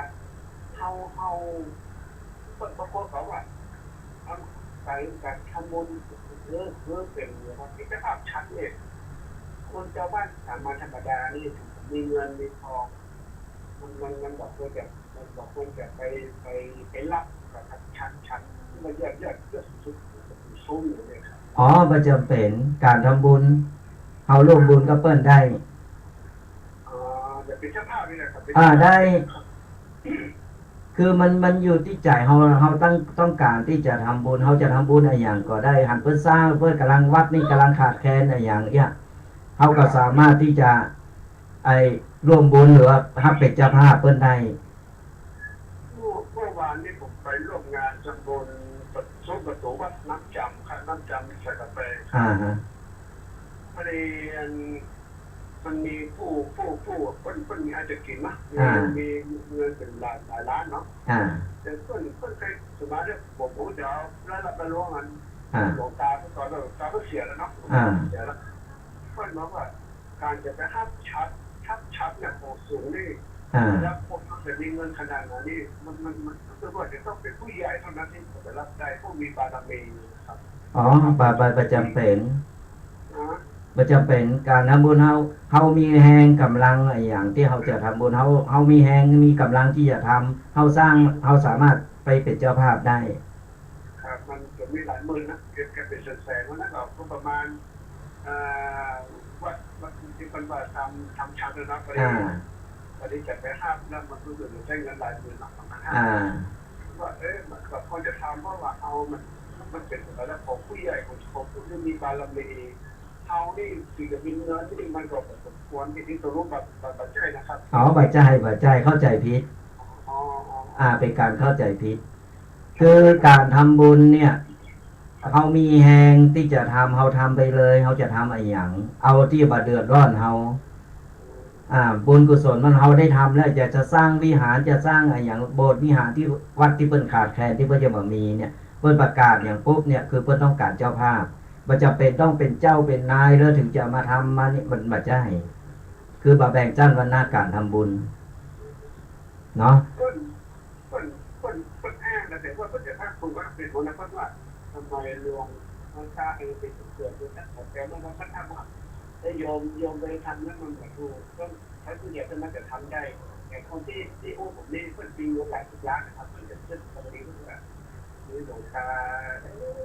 จะได้มีกองแพ้เพื่อเสียไปแย่ครับอันนั้นเปิ้นจองไว้ก็เปิ้นจองที่จะทำเปิ้นมาอย่างคือไปทำร่วมก็อันนั้นก็เป็นบุญเป็นนี่ของเปิ้นน่ะแต่ก่อนเรามีจิตมีใจที่จะทำอย่างเราทำไปทำบุญน่ะ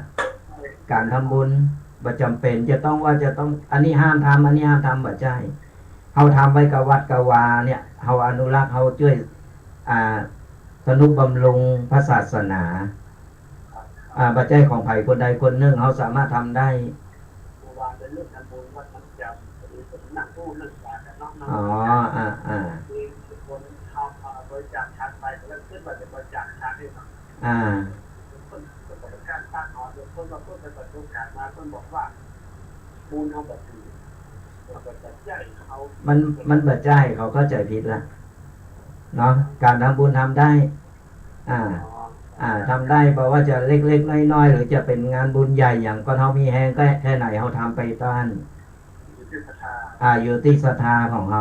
ามีจิตที่จะทำบุญออกไปมาห้ามเขาบ่ได้หรอกการห้ามคนทำบุญมันบ่ดีสาธุบุญรักษา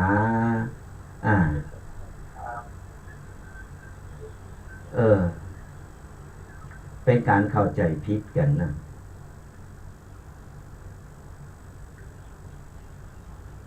โทรกันเข้ามาเนอะ0826112245ก็โทรกันเข้ามายังมีเวลาอยู่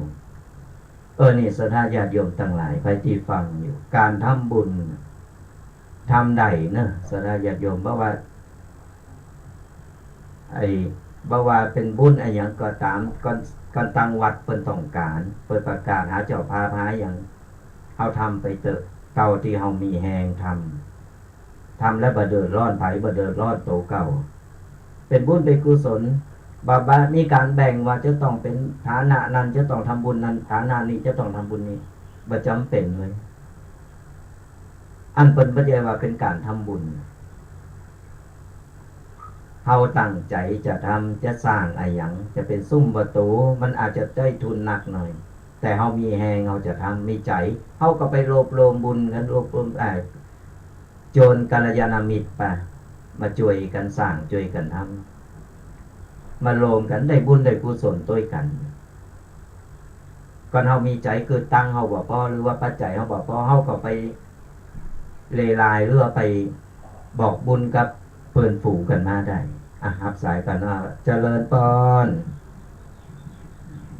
ฮัลโหลนมัสการเจ้าจากตั้งใดหาจากนั้นสันทรายมหาวงศ์เจ้าสันทรายมหาวงศ์มาแล้วเป็นได้ฝนตกเหรอวะเนี่ยฝนตกที่แต่เจ้าพระคนไงเจ้าอ๋อตกมอกซีเดียวนี้แดดแผลแหล่เจ้าเนาะเห็นแล้วเนาะมาถูกมือก็จะเข้าประสาแล้วเนาะอ๋อใจวันพุธเนี่ยกันวันการวันพุธนี่แหละเข้าภาษาแล้ววันที่14เป็นวันเดือนปีแล้วเนาะใจแต่ไม่มาดังโหถ้าเปลี่ยนแต่เพื่อนได้ยินประเทศลงในอยู่แม่โยเบอร์โทรกับอันนี้แม่ได้ยินคนบอกว่าอีเนาะแม่กับปีอย่างพวกนี้เนาะแม่คนว่าเวลาเราเดินจงกรมแบบนี้แล้วเรานั่งสมาธิมันจะเดินภาวนานี่เขาจะเป็นเจ้าหญิงคนเดียวก็ได้เจ้าจะเป็นอย่างไรเขาเป็นเจ้าหญิงคนเดียวก็ได้เจ้าเขาเป็นนี่ไงได้กันได้เนาะเจ้าศีล5นี่นะเจ้าได้เจ้าอย่างเขารับกำลังนั่นผสมกันเนาะเจ้าไม่ได้ยืดมันอย่างไรอย่างมือเนาะเจ้าการเจ้าเวลาเราเดินแม่เดินจงกรมเนาะเดินจงกรมเดินนั่งสมาธิอย่างนี้คือจิตใจเขาตั้งมั่นเขานี่เขาจะใจอาราธนาศีลหรือรักษาศีลเองก็ได้คือมันจะเป็นจะต้องไปรักศีลเนี่ยกัตตุเจ้าพาเนนโดยตรงเลยคือบางครั้งเนี่ยเขามีศีลอยู่ในใจอยู่แล้วเขานึกถึงศีลอยู่แล้วนี่ก็คือเขารักศีลมาแล้วมีศีลอยู่แล้วก่อนเราอยู่คนเดียวนี่เราสามารถเรารักษาศีลได้คนเดียวแล้วก็สามารถที่จะเดินจงกรมจิตใจตั้งมั่นโดยเจ้าไม่ก็ว่าอันนั้นติดใจสงสัยว่าจะลงแข่งอันน้อยยิ่งฟังยิ่งรู้เนาะถ้าตกนี่ก็จะแนะนำที่ถูกรู้อ่ะเขาต้องเรียนรู้มาเนาะใจบางครั้งมันธรรมะมันบางครั้งมันก็ซับซ้อนเหมือนกันนะมีบางครั้งมันก็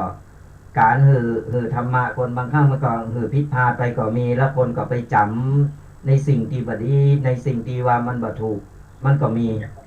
อย่างประเพณีวัฒนธรรมหรือการอย่างต่างๆในวัดในวานี่บางครั้งนี่คนเฒ่าคนแก่เพื่อจะจำกะแต่ก่อนเป็นอย่างอี้แต่ก่อนเป็นอย่างอี้แล้วบางครั้งมันต้องนี่ว่าก็คือมาปั๊บคือมันเข้าก็ยุคก็สมัยก็นี่แต่ว่าของเก่าก็เอาของใหม่ก็บละของใหม่ก็บละของใหม่ก็เอาของเก่าก็บละนะเอาผสมผสานกันไปแต่ว่าทั้งนี้ทั้งนั้นเขาก็ยังคงประเพณีเดิมๆไว้อยู่ไม่คือไรเนาะเวลาว่า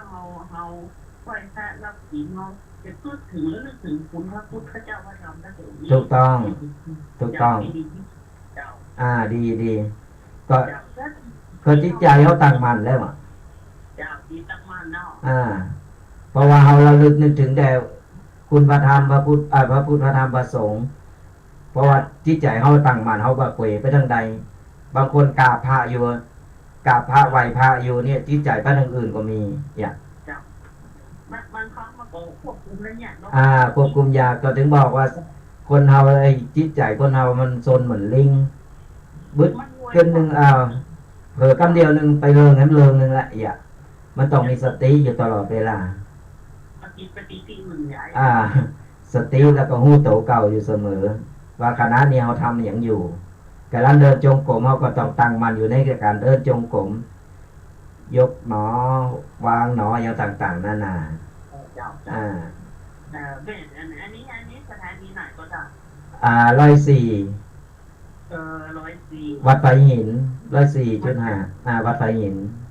ไม่ฟังตลอดเลยทุกปีเลยที่นั่นคุ้มมันจะไหลเป็นที่นั่นดูมันจะไหลไม่นั่นอ๋อแล้วฟังชัดเนาะเดี๋ยวแม่ว่าอีอย่างพ่อหนึ่งเนาะ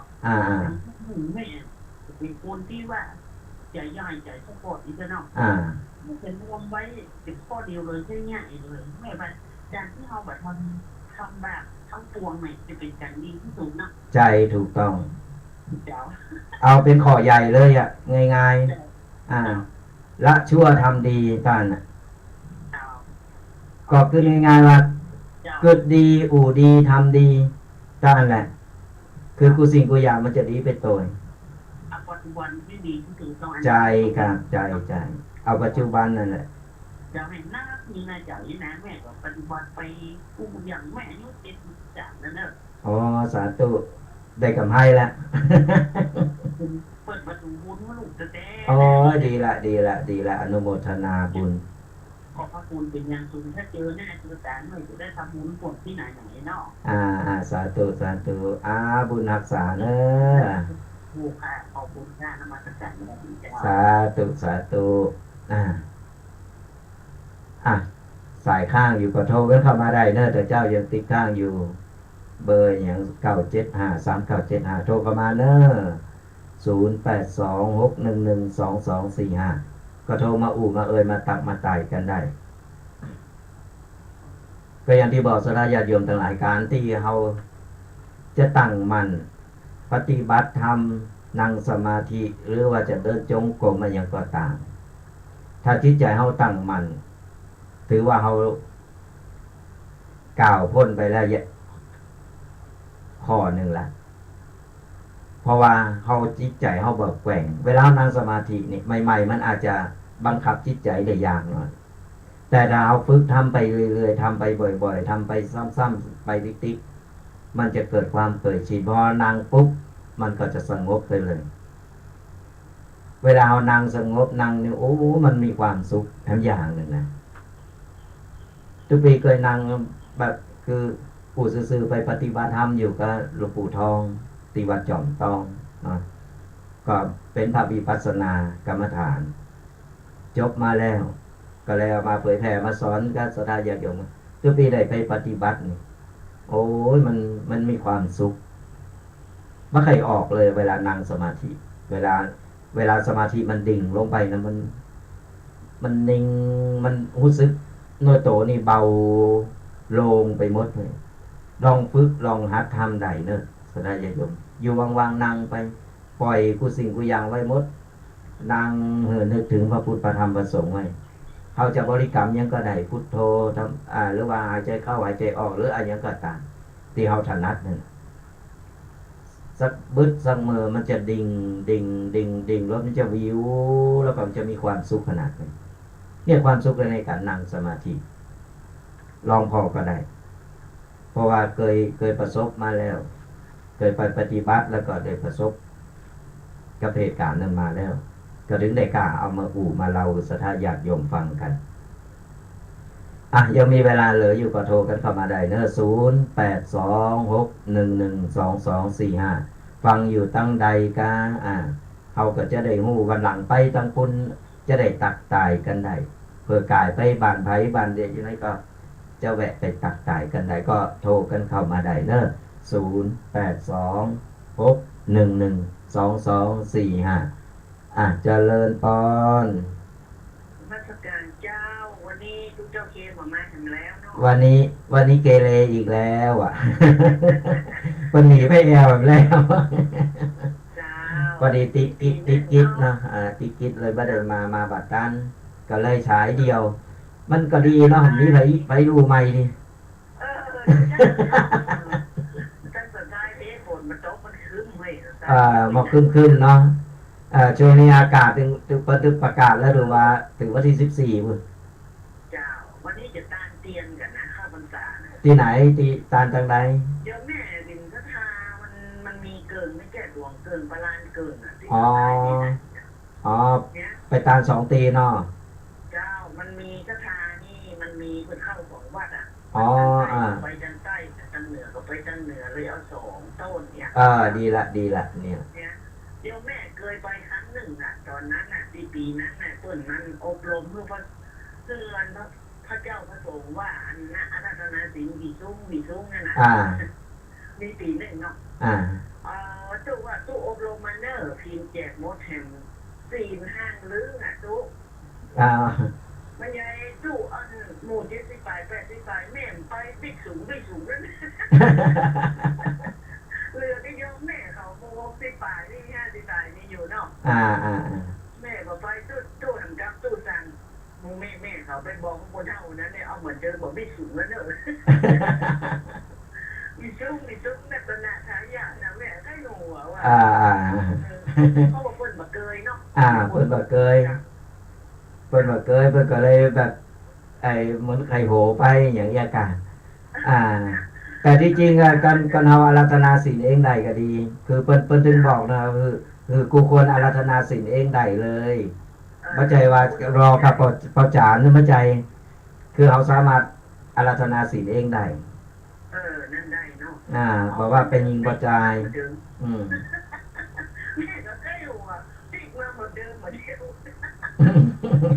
มาไม่สูงนี่ลูกคนมาเก่าด้วยกันเนี่ยเจ้าเพื่อนเราตั้งใจเลยท่านแม่ก็ฟังแม่ก็ทำงานนะเย็บผ้าไปถึงวันสาธุดีแล้วยังมีแหงเดียกรมนี่แม่ใส่ทำมาได้เวลาแม่บอกว่าเดินจงกรมเนี่ยก็เวลาเย็บผ้านี่ก็สามารถได้สมาธิได้นะเป็นการฝึกสมาธิไปในโตนั่นน่ะการเย็บผ้าพอใจเขาต่างมันอยู่อันโดโกยิบพิษยิบถูกนะฟังนะทำให้ใจเย็นนะจุดกูตรงกูโอมามาสวกมาหยั่งเนิ่มยังแม่อีน่ะดีละมันทำให้เราจุ่มเย็นในใจอยู่แล้วการฟังธรรมะใครว่าอย่างกับประจอบนะดีละประเทศนี้มันตาลอยแล้วนะบุญรักษาสาธุยิบผ่าไปก็เป็นการฝึกสมาธิสนะญาติโยมเขาทำการทำงานอย่างก็ตามสมาธิทั้งนั้นเขาเพราะว่าจิตใจเขาตั้งมั่นเขาอยู่เขาเพ่งอยู่ในการที่ว่าจะทำในสิ่งนั้นอยู่นั่นคือการฝึกสมาธิไปในโตก็ทำมีสมาธิมาถึงเลี้ยวหน้าเลี้ยวหลังยิบไปยิบมามันก็ติลุงตุงนางไปหมดเนี่ยก็เฮานางเฮาตาเฮาเพ่งเนี่ยคือสมาธิล่ะเบื้องต้นเนี่ยก็ฝึกไปแล้วก็จิตใจของเราตอนนี้เราฝึกภายนอกแล้วจิตใจเราก็พยายามฝึกจิตใจหายใจลึกๆเข้าไปหายใจเข้าหายใจออกเราระลึกเสมอว่าหายใจเข้านึกถึงพระพุทธพระธรรมพระสงฆ์นึกถึงพุทโธหรือว่าอย่างก็ตามที่เราในไปที่เราได้บริกรรมที่ว่ามัถนัดนะขออนุญาตรับสายเจริญปอนฮัลโหลเจริญปอนปิดวิทยุกันเนอะเสียงมันเข้าวางสายไปแล้วโทรมาใหม่เนอะยังมีเวลาอยู่สุดท้ายญาติโยมทั้งหลายเหลือเวลาแห่งสัก15 นาที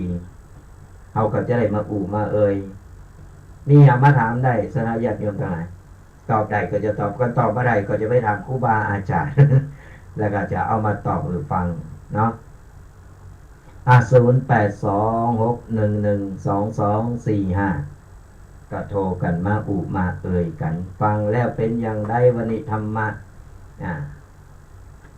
จะถึงการที่ว่าทำบุญพระเจ้ายังข้างอยู่สลายญาติโยมมันอยู่ที่ใจเฮาการทำบุญมันอยู่ที่ใจเฮาตกตีจะทำบุญบ่ว่าวัดนั้นจะไกลจะเป็นวัดไหนก็ตามนั่นคือบุญเกิดจากใจของเฮาเลยเฮาตั้งอกตั้งใจที่จะทำบุญหรือว่าตั้งอกตั้งใจอย่าไปต้านเต้นอย่างก็ตามเจริญปอนเจริญปอนฮัลโหลอันมาจากไหน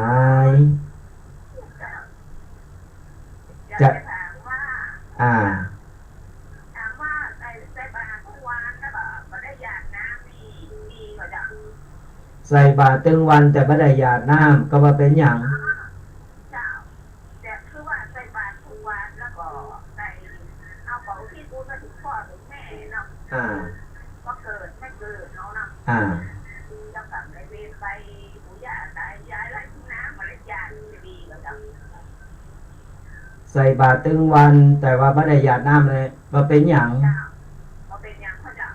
ว่าเป็นอย่างเพราะว่าเขาตั้งใจที่จะไปใส่บาตรอุทิศไอ้ผลบุญกุศลให้เพิ่นเนาะเขาตั้งใจแล้วแต่ว่าการหยาดน้ำนี่ก่อนเขาลืมหรือว่าเขาปิกมาหยาดที่บ้านก็ได้หรือว่าหยาดก็ได้เป็นอย่างเพราะว่าผลบุญที่เขาตานไปแล้วเนี่ยเพิ่นก็ได้รับตรงนั้นแล้ว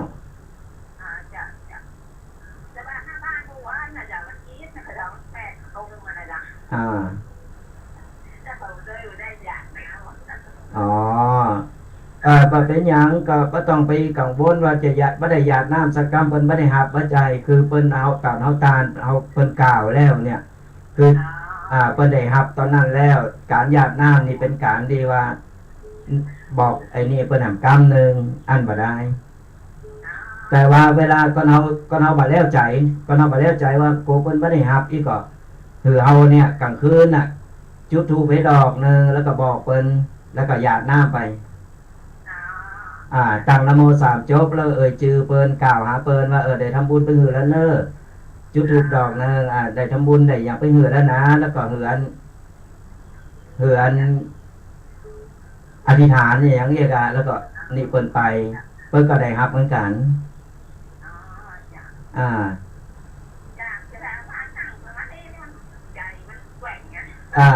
ใจคือมันบัดแล้วใจมันมาแล้วใจก่อนจะหือแล้วใจก็คือเฮามันทำมันในเนี่ยก่อนนอนนี่สวดมนต์ไหว้พระเรียบร้อยเสร็จก็หยาดน้ำอุทิศไปหือเพิ่นจุดธูปให้ดอกกล่าวชื่อเพิ่นเนาะฮัลโหลตัดสายตัดแล้วกันโทรมาใหม่เนอะอันสายที่ข้างอยู่ก็โทรกันมาใหม่ได้0826112245ยังมีเวลาอยู่เนอะยังมีเวลาเหลืออยู่สัก10 นาทีก็สามารถโทรมามามาตักมาตายกันได้0826112245อาจจะเริ่มต้นจะตั้งได้นี่โยมแม่อยู่ที่ในออนแม่ละเจ้าในออนเนาะเจ้าฟังธรรมอยู่ทุกติดทุกอย่างสาธุเจ้าวันนี้เป็นธรรมะเป็นม้วนนอยโยมแม่ค่ะเจ้าแล้วก็ธรรมะตะเมยกาดีทำงานไปตัวฟังไปตัวเจ้าโยมแม่อยู่แม่ออนให้คือกำลังใจท่านเด้อสาธุเหมือนกันคือกำลังใจซึ่งกันและกันเนาะเจ้าฟังอยู่ทุกวันแต่ว่าไม่ได้โทรหาท่านเนาะแล้ววันนี้ฟังเป็นได้พองธรรมะธรรมะที่เป็นเข้าใจดีนะเจ้าเนาะใครให้ลูกให้หลานได้ฟังสาธุสาธุนะเจ้าบุญรักษาเนอะแถมสายข้างอยู่4 สายโทรกันเข้ามาได้เนอะตอนนี้สายวางละ0826112245ก็โทรกันเข้ามาได้เนอะอย่างอีเมลแต่เจ้าเป็นว่าเดี๋ยวรับสายกันเจริญปอนจากตั้งใดเสียงคุ้นเบียร์เป่าเป็นได้ฝนตกว่าเป็นเป่าตกน้อยๆตกเขาตกตะคืนตกนักอะไรเด้อตกตะคืนแล้วเนาะวันนี้เลยอ่อยน้อยชัดเจนนะฝักเลยชัดเจนเนาะถ้ามาวันนี้ฟังเป็นได้บ้างสบายเข้าใจดีเข้าใจดีเนาะบุญรักษาโทษนะพูดอย่าลืมขอโทษตุปีแดงวัดมงน้อยตุปีแดงวัดมงน้อยปกติก็จะจัดกูก็ตุปีเควัดสปุงน้อยเหมือนกัน แต่วันนี้ปนในไปติดกิจนิมนต์ก็เลยฉายเดี่ยวเลยเพราะว่าผมกับแม่ปีแดงก็หล่อมใจเลย แดงอยู่เนี่ย ไหนแม่นะกะกะว่าก็โทรมานี่ใจเนี่ยตุ๊กตีแดงนั่นน่ะแต่ยังไม่เคยหันหน้าให้เธอเนาะ ยังครับ เดี๋ยววันหลังไปตะปูนเยอะเอิ่นไป บุญรักษาเนอะบุญรักษาสาธุเอาละสดาญาติโยมทั้งหลายตอนนี้ก็เหลือเวลา4 นาทีก็จะปั่นป้อนสดาญาติโยมกันดีกว่าเอาไว้พบปะกันวันศุกร์วันเสาร์วันติดหนาเนาะวันเสาร์กับวันติดตั้งแต่เวลา10 โมงจนตั้งแต่เวลา8 โมงถึง10 โมงวันนี้สมองสติไปทางใดเลยพิถูกตั้งแต่เวลา8 โมงถึง10 โมงก็จะได้พบปะเจอกับรายการวาทธรรมกำยองคือเจ้ายอง2 รูป 2 ตนจากป่าสร้างก็จะนำปกิณกะต่างๆมาหมอกมามาให้สดาญาติโยมฟังกันก็ไปลืมติดตามกันเนอะสุดท้ายนี้ก็ขออวยพรให้กับสดาญาติโยมจุคนตีสดับรับฟังอยู่ในขณะนี้แล้วก็ฟังยอดหลังก็ตามก็ขอให้จุคนจงมีอายุวันนะสุขภาระปฏิภาณธนสารสมบัติมั่งมีสีสุขพำพ่อไปด้วยหลับหยุดสรรเสริญจะเดินทางไกลๆก็ขอให้แก้วขาดปลอดภัยมีโจกมีใจกันจุคนเนอขอเจริญพร